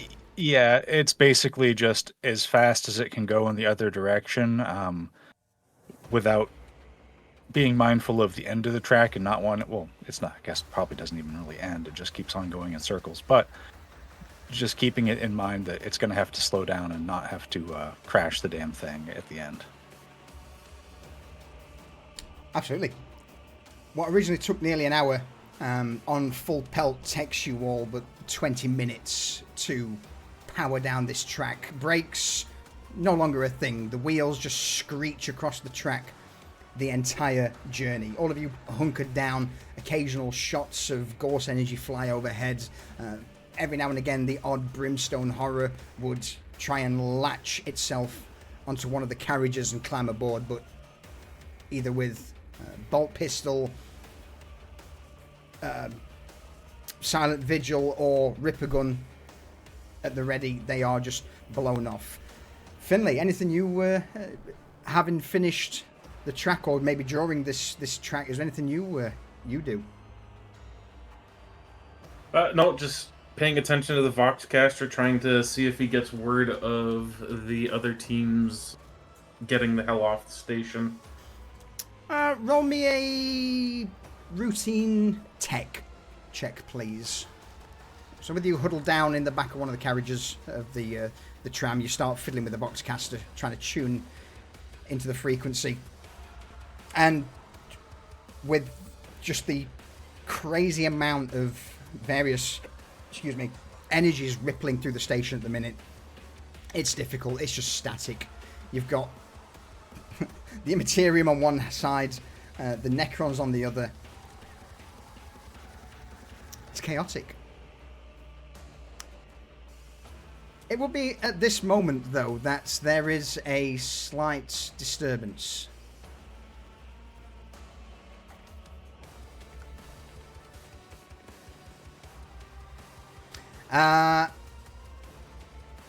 That disturbance is, well,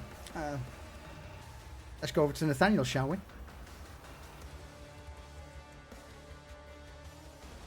All right. So he's going to focus all of his hatred, all of his resentment onto one person, the person that has caused him the most discomfort.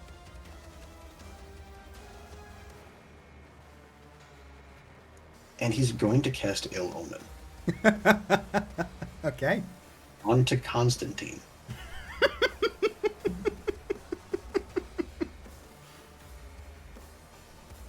Throw it up. Oh my god.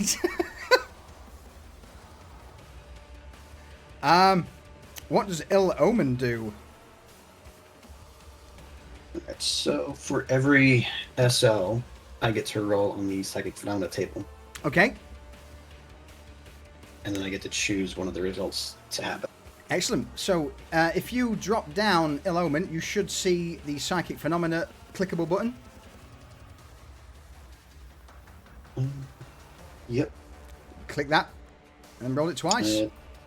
Says I don't have sufficient permission. Oh, in that case, I'll do it. Actually, no, because I want you to be the one for this, because this is on you. So this is a Psychic Phenomena, configure ownership. Try now. Oh, there we go. There's one. All right, there's one. There's two.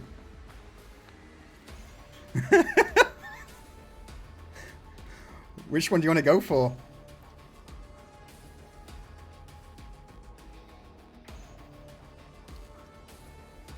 Kind of want to make him fly. Yeah. Okay. Constantine, I need you to make a challenging acrobatic or challenging reflexes acrobatics check, please.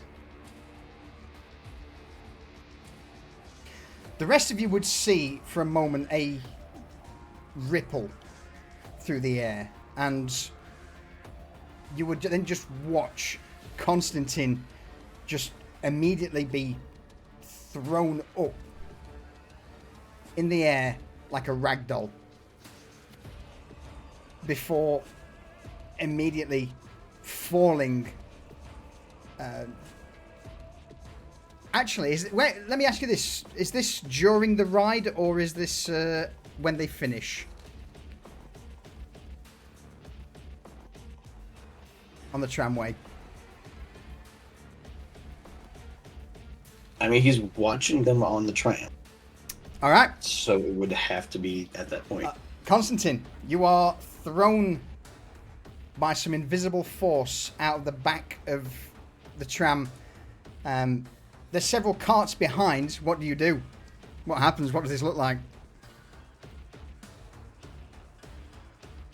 So I go flying up, spank off the roof. By the time do I fall, am I able to grab onto the back of the car? Yeah, you can certainly grab. Yeah. If not, there's multiple smaller like carts on the back that you could grab onto as well. It's not just one thing. There's a couple of carriages to it. Constantine's already mangled leg is ruined now. It actually gets caught in the tracks, and he's holding on with his mechanical arm, and he's still got this fucking artifact in under one arm, as what's left of his leg, like below the knee, is just shorn off by the tracks. Oh man! Oh. Everyone comes lumbering forward. In that brief, Constantine can't talk. He's just gritting his mouth, holding on for dear life. In this moment, it almost seems to slow down for you, Constantine, as you're grappling onto the back of this carriage. Your leg now just a blooded stump due to the speed of the tracks below. You would watch Errol making his way towards you in slow motion. Come on. And then there is a voice in your head. Nathaniel, anything you wish to say?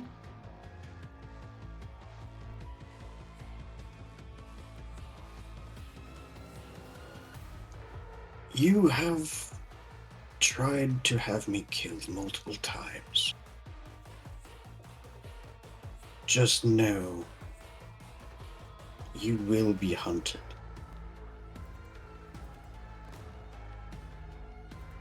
And I can hear this, yeah? Absolutely, yeah. Everything else is slow motion, but this in your head, this conversation between you and Nathaniel is in real time. This is you. Okay. Yeah. So I can reply back to him, can I? You can talk as long as you both need to. The only thing I am going to have to regrettably ask is that Constantine.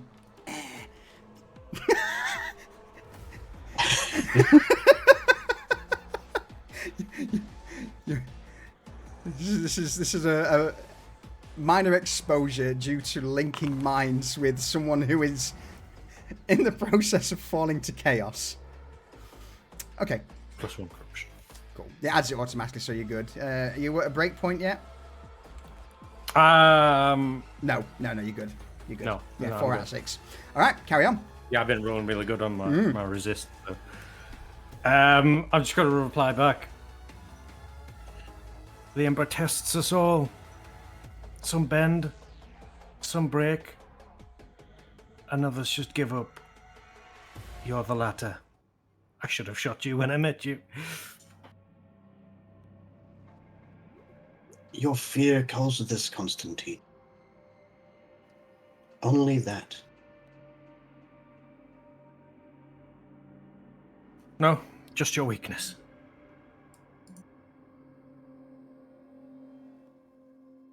Soon you will see just how strong I truly am. And then he will cut the connection. As the connections cut, time speeds back into real time for you, Constantine. Errol, you make your way forward, grab hold of Constantine, drag him back over the side of the carriage onto the tram.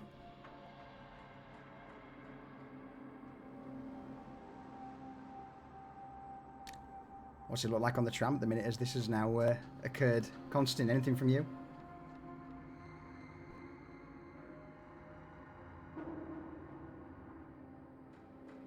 I'm gonna push the artifact into Errol's hands, and then I'm gonna like take off my belt, and I'm fucking try to fucking put a tourniquet on my leg with my belt. Excellent. Finn, strap him back. Yep. Finley will, once he's done getting the tourniquet, Finley will just check it and, just make sure it's tight. And then he's going to help Constantine get hoisted up onto Errol's back and strap him in using the Aquila duct tape that they still have. Anything that he can think of to just tie him onto Errol's back. Awesome. A little interrogator papoose.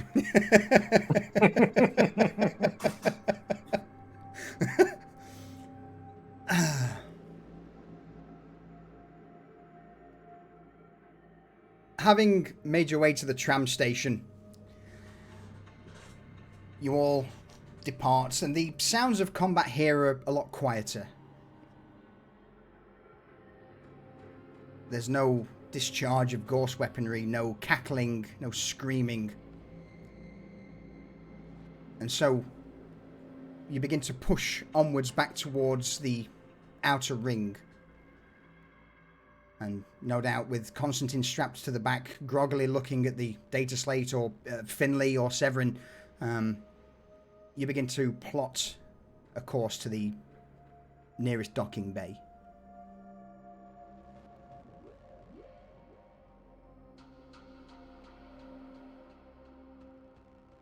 Meanwhile, back in the vault.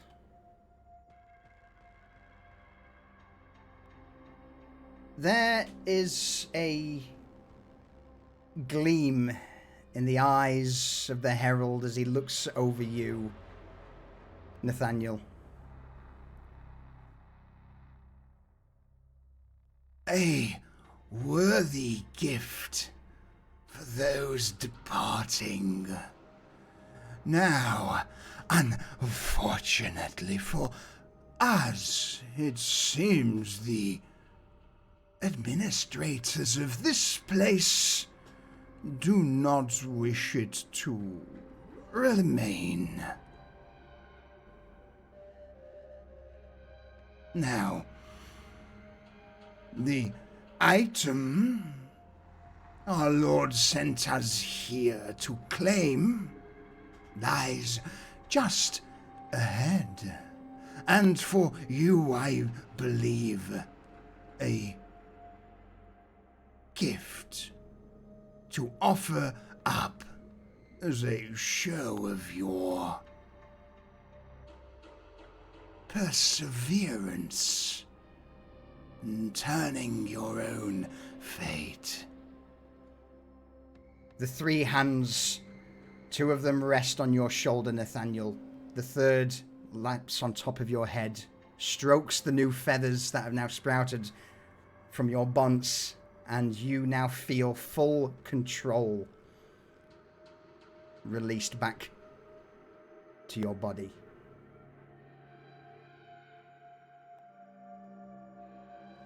He's going to first just like look at his hands, make sure that he can control everything perfectly. Roll me a easy athletics check.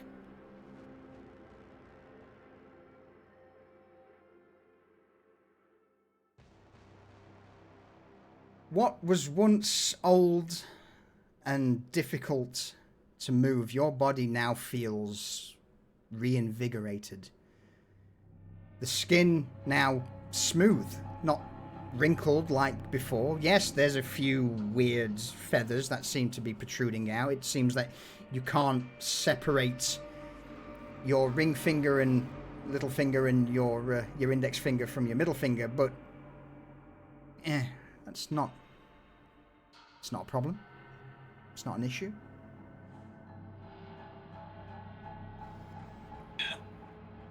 At this point in time, he's probably still holding the staff that he was been pretty much leaning on this entire time. And he's going to throw it over the side and let it fall down into the pit.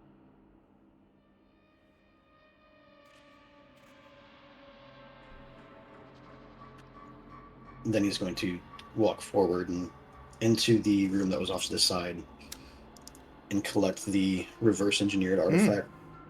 Stepping into this room off the side, there are a multitude of small fabrication tools, a couple of servitors with mechanical saws and small nimble tweezers for precise work. Inside a glass tube hovering in a containment field is what looks to be a very similar artifact to the one in the vault. It's black, hexagonal in shape, but rather than the green, the sort of the neon green inlays, this one seems to be more red. And rather than straight circuitry looking inlays, these are almost more organic. The lines are much smoother, more curved.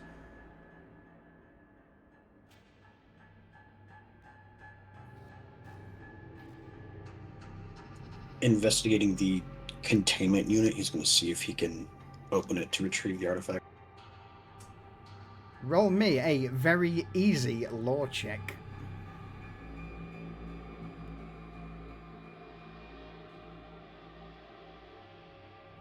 It's not so much that you know how to do it, but all of a sudden it feels like the one who made this is standing next to you, telling you.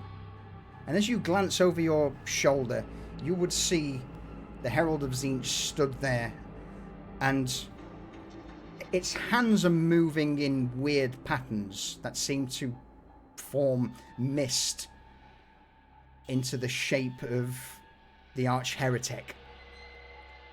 But this time without the augmentations, just whatever organic part was left of him. You see a skull with half of the flesh still there, the rib cage, no arms, no legs, but the organs pumping, and what remains of his face is screaming in agony as the herald's just twisting and contorting the soul of the arch-heretic.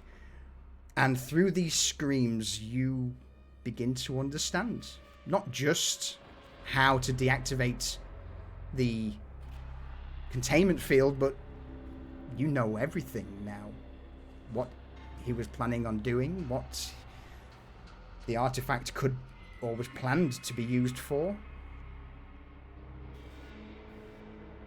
You know everything.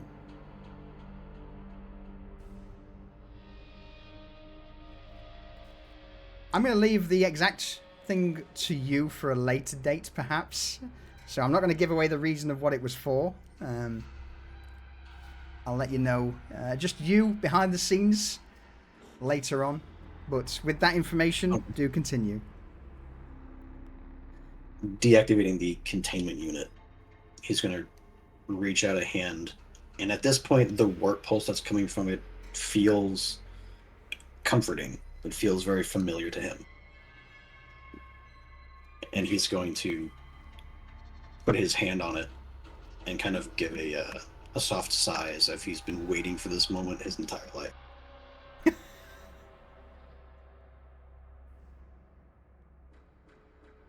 With the object in hand, the three hands of the herald clap together. The soul of the arch-heretic disappears. Not just from view, but no doubt extinguished completely.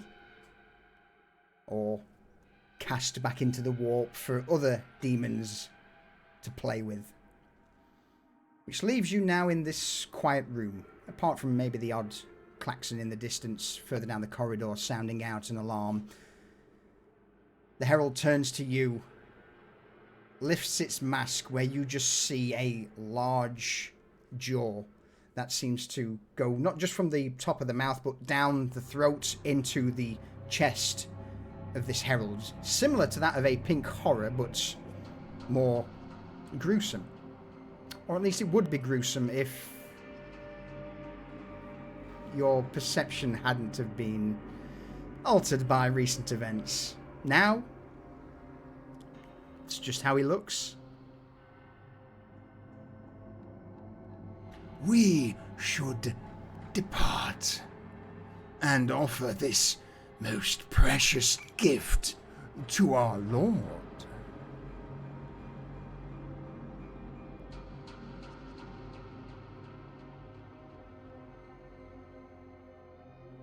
I agree. Hail the Lord of Change. Hail to the Lord of Change. And with the two figures stepping through a tear in the materium into the Imperium realms of chaos,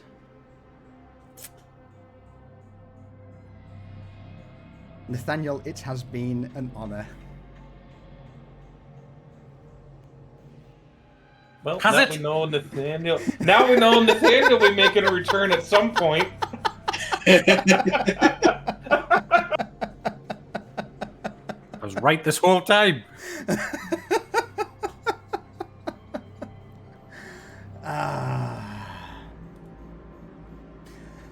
So, that brings us back to the last leg of the journey. The race against time to get off Ark Venenatus before it plunges into the moon below. It's been hard. It's been rough. You are all well and truly exhausted.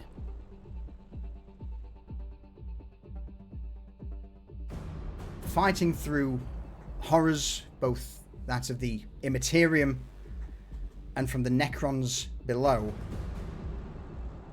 I dare say that one or two of you would no doubt have incurred another wound or two.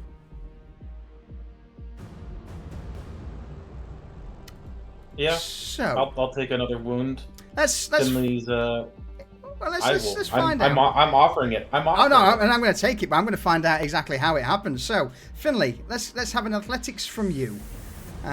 Constantine, you've lost your leg. I guess that's the thing you're going with, is that you have now completely lost your leg. Yeah. So that will be Lost my leg. your wound.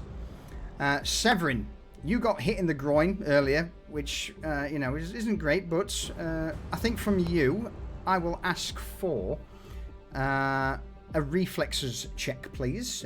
Just a straight challenge him. Errol, for you, Why not? Let's go with a melee check. Let's see how well you do in a straight up brawl against something. What level? Just challenging, just a straight melee challenging.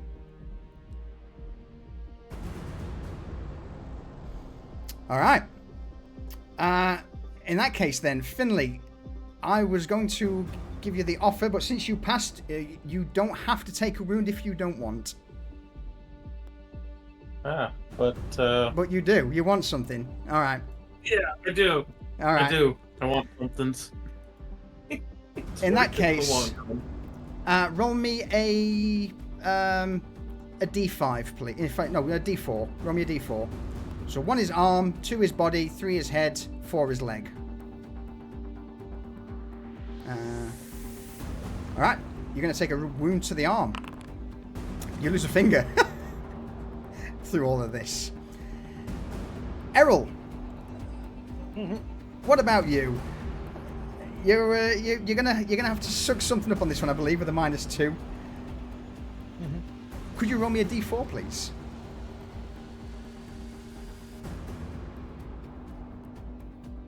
That will be a leg. So carrying Constantine around would cause you to have a shattered knee at some point. So, oof, bless you. Severin, you are absolutely fine unless you wish to roll on the table. This is kind of my my way of giving you guys an excuse to get something, some augmetics or something later on.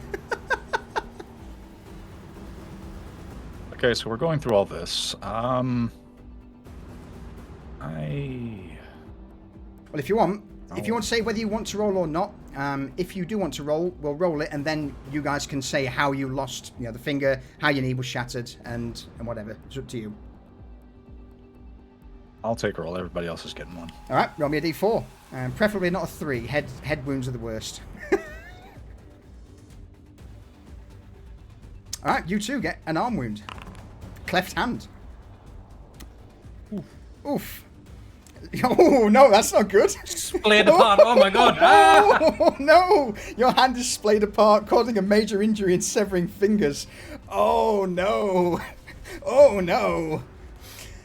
Ouch. Ouch. All right, so with this then, during this fighting retreat through the station, what leads to you losing a finger, Finley? So, as they're doing a fighting retreat and still trying to move quickly, Finley's got his last pistol up, and as he's firing, and Errol makes an opening and a sharp turn, Finley's hand with his last pistol gets kind of crunched between the wall and Errol as they make the turn, and as his finger's on the trigger, it gets cut off.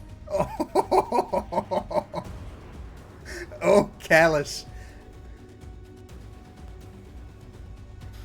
That's what you get for hugging close to the Ogren when he's trying to get out and fighting for his life. But yeah, with this, the finger drops to the ground along with the las pistol.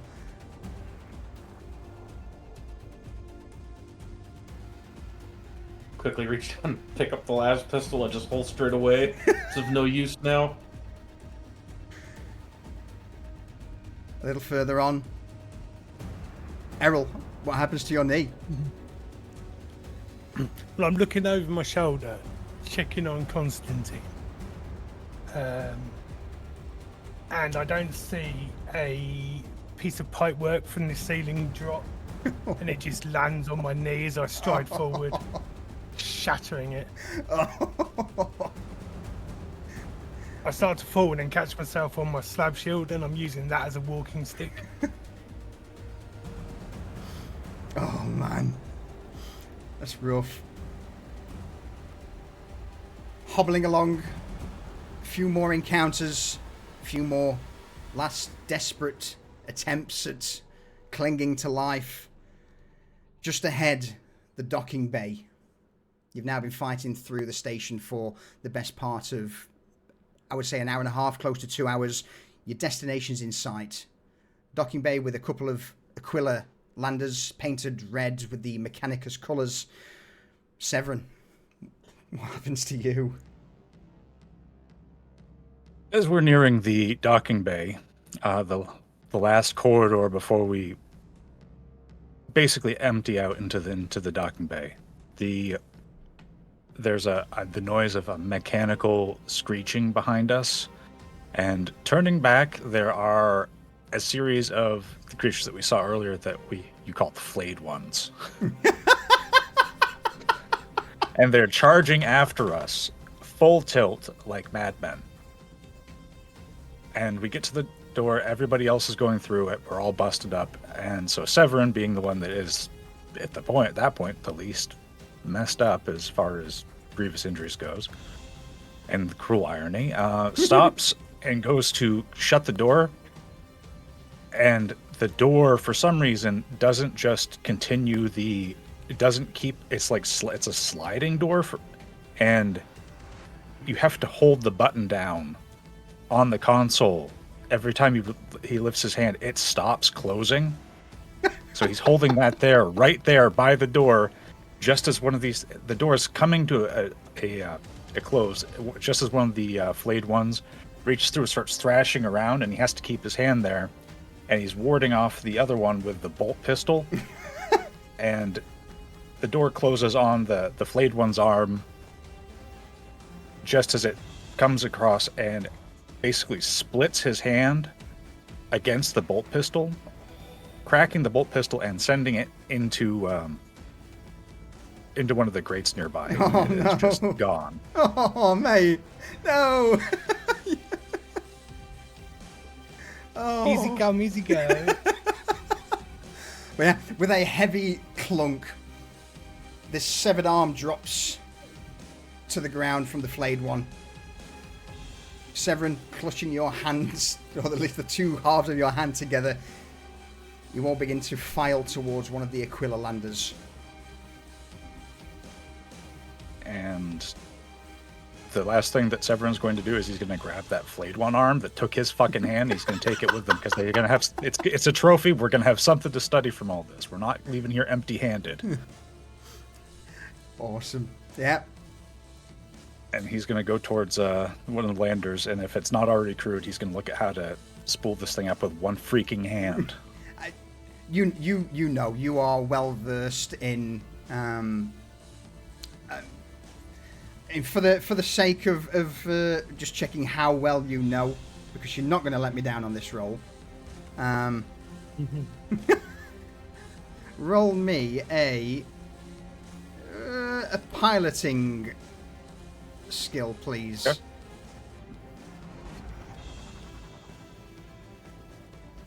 Well, fuck. That's like the worst roll possible. Nearly. I'll spend a fate point to re-roll it. All right. Yeah. Let me see. Do I just So right click on the result in the chat window. Fate reroll test. Boom. That's better. Boom. +3. For a moment, Hazy, you look at the console, nothing seems to come to mind, and then as the adrenaline is still kicking in, it's like, oh, actually, no, I know how to do this. Whilst you're getting settled in the pilot seat, the canopy comes down over the top, the back drops open, allowing the remaining 3 individuals to get in. Anything you 3 wish to do as you're piling into the back of the Aquila lander? I'm entirely Once at again- Errol's mercy. Yeah. I'm going to Once collapse. again, I'll go. go ahead. Go ahead. I'm going to collapse face first onto the ground. Constantine's on my back, and I'm just going to lie there until we get back to our ship. Okay. Boom. So Errol and Constantine have gone in. Finley, you're the last. What do you do? Finley's gonna step on, and as they're stepping onto the ship, he's going to once again check the Voxcaster and see if his message has gotten through, and that our people have gotten off the fucking station.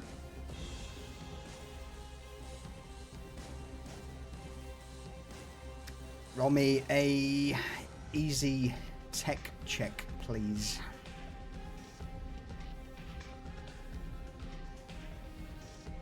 Static.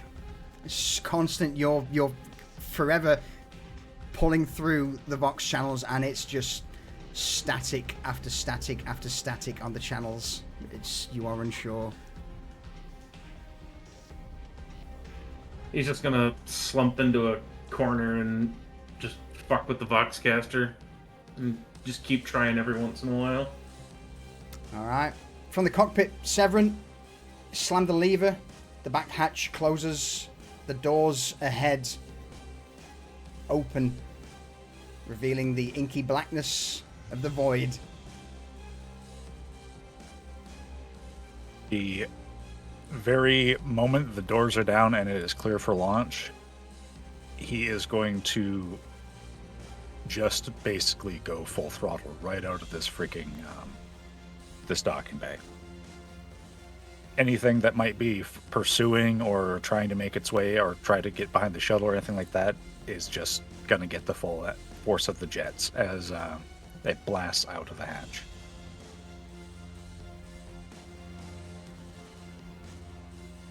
Awesome. Do I have... I don't.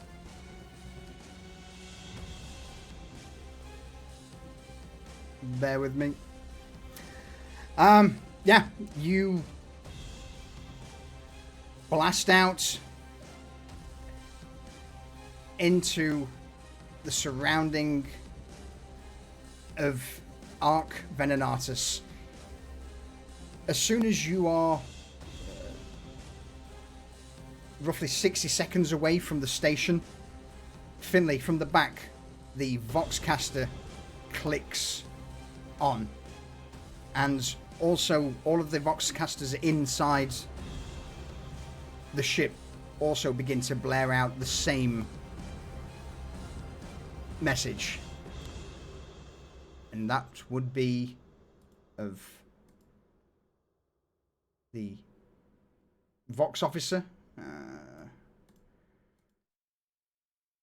All hands, all stations report to gunnery. Away teams are free. Repeat, all away teams are now free of station. You would see on the console in front of you, Severin, that the Temerity of a Feat is lined up in a broadside position to the station.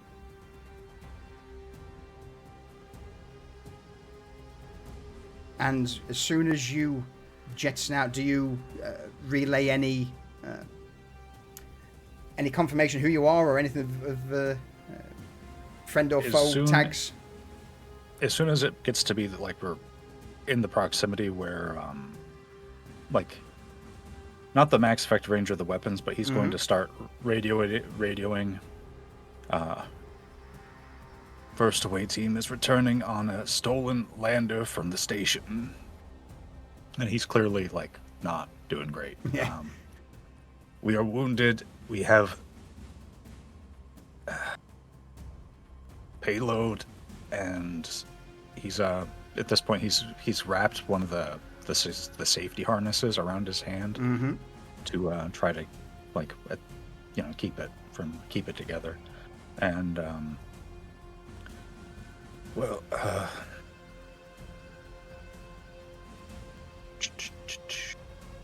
grabbing the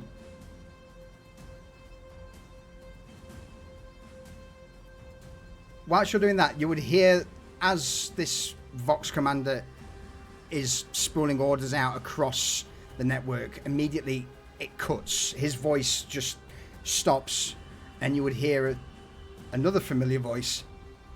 This is Inquisitor Aldona. Away team, glad you made it out in one piece. Steer clear of the station. We will be assisting its repositioning into the moon's surface.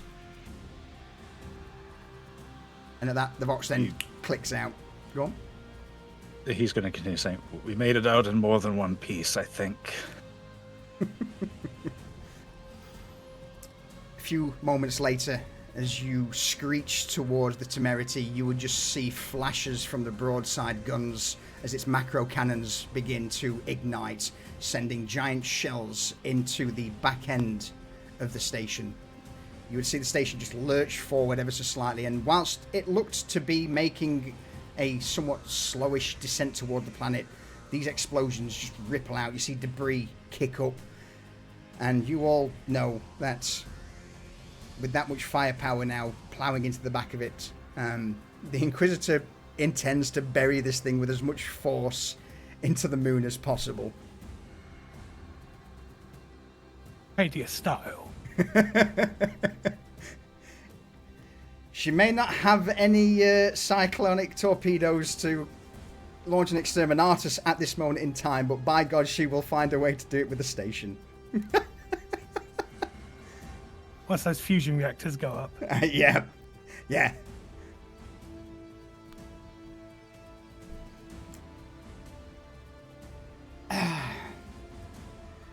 It also remains to be seen if any of those cogitators can arm the warheads before they hit the ground.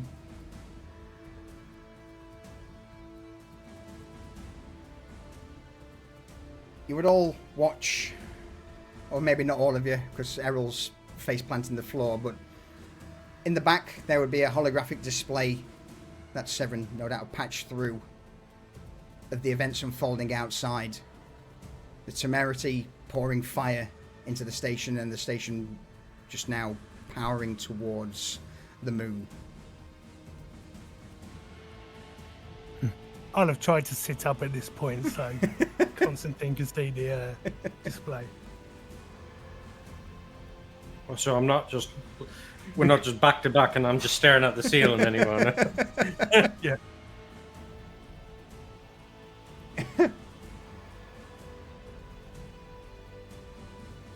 The station, after 5 minutes, bear in mind it took you quite the trip to get here, and with the sheer amount of firepower being belched out by the Temerity at the minute, it's not ideal. You've got to loop round the back of the ship to come in on its starboard side, where it's instead of the port side where the guns are firing. But you would watch as Ark Venenatus plows into the surface of the dead moon, the Necron tomb world. First, there is just a cloud of dust that is kicked up, followed shortly after by a blinding flash.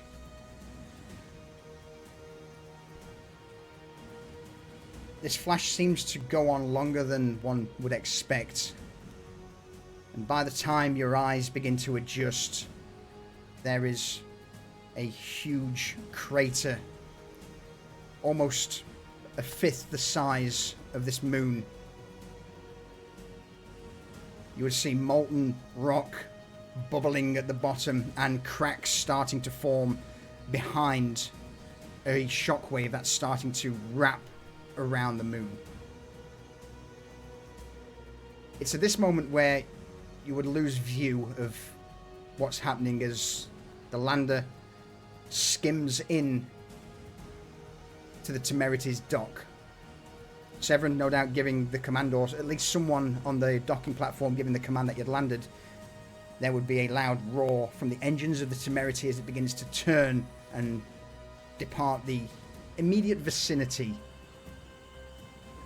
of this dying world.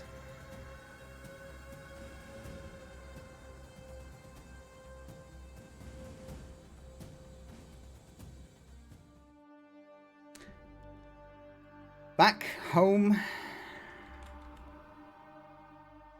safe and sound.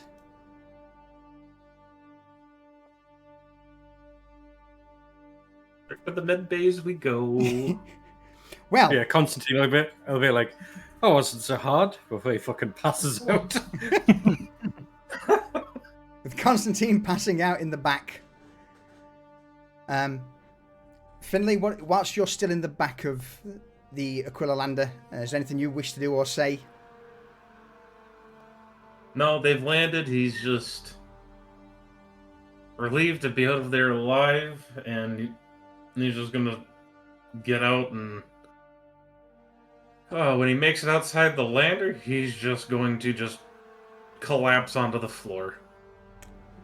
He's fucked up. He's got a massive hole in his shoulder. And he's fucked. He's done. He's taking a nap. Errol, last standing thing from you. What are you up to as the lander hits the deck? I'm going to clamber to my feet and limp down the walkway, using my shield as a walking aid. Still got Constantine unconscious on my back. And I'm just going to stand there,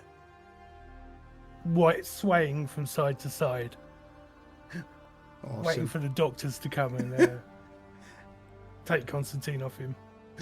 Severin, you in the front, pilot seat. Outstanding work. What do you do? Honestly, it's there. He powers it down. He's been losing blood. He is going to pass out in the pilot seat once it's stopped. Just completely. He's tanked. He's barely holding on as it is. They've made it to relative safety. He's just going to pass out right there in the pilot seat.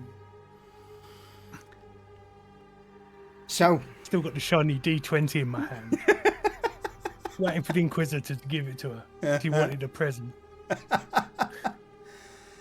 with that said then, in the docking bay of the Temerity of a Feat, this now skewiff lander sits, engines whining as they power down.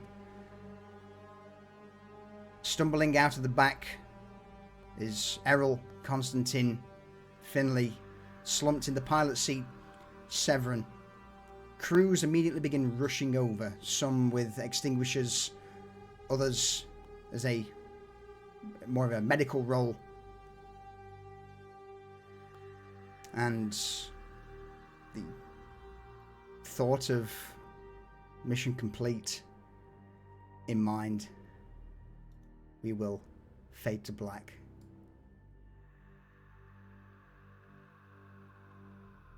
That, folks, was the Black Vault. We will find out what happens and how everyone recovers, if they recover, when we come back with our next story.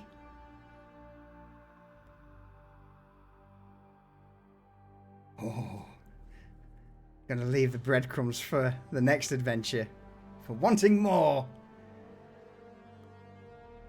But I can safely say that the planet, the moon that the Necron Tomb World resides on, is now in the process of breaking apart. Ark Venenatus and its secrets have been cast to the dark. Neither the Necrons nor the Ark enemy to ever plough their secrets.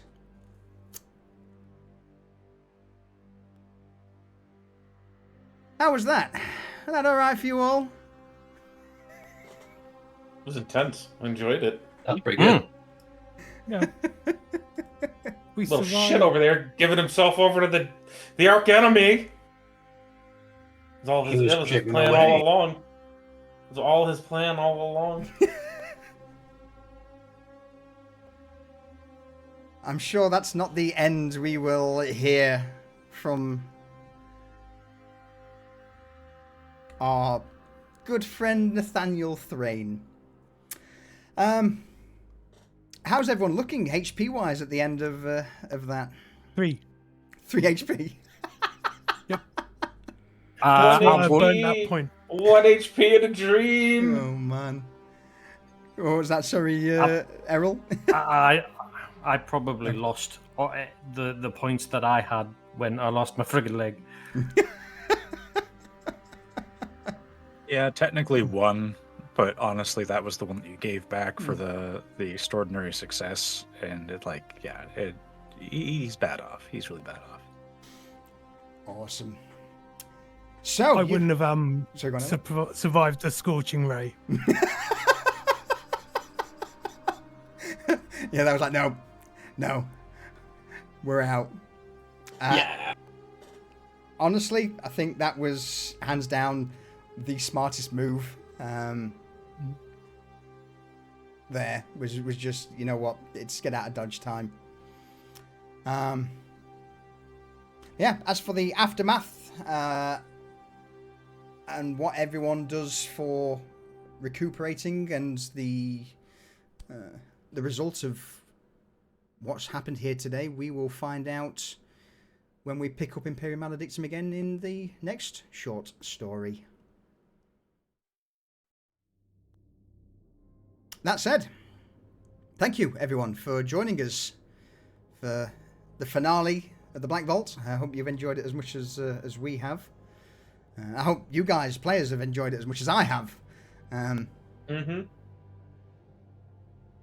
to planning the next one, eh? Mm-hmm.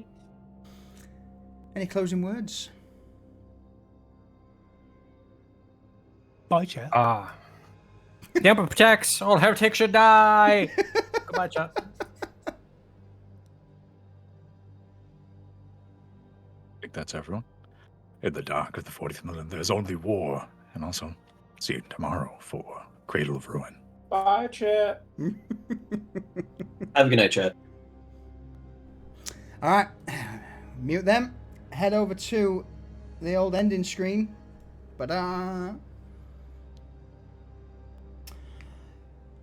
Oh. Well, I like ending things on cliffhangers because it means I have something to think about when I bring it back. We will not be back with Imperium Maledictum immediately. I need time to obviously sit, plan out, produce some ideas for the players and see what mission they would like to go on next. But Vex, thank you for the 30 bits. I appreciate it. LH, thank you for the raid. I hope those who stuck around enjoyed what we're doing. Rayvon, I got your thing in there, and of course Lee, thank you for the 66-month resub. Let's find someone to raid, and whilst we're doing that, we have Cradle of Ruin, our Dark Fantasy D&D 5th edition playthrough tomorrow.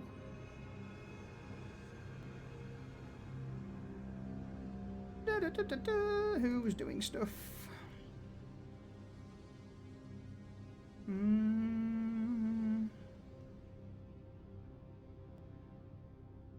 Who could use some support? This looks interesting. Alright, we're going to go and raid a streamer called Little Red Dot, and they are playing a TTRPG. They're on episode 11, The Sin of Providence. So let's go over there, show them some support, and yeah, I'm going to go and get a drink because I'm roasting. I'll see you all tomorrow. Ta-ta for now. Bye.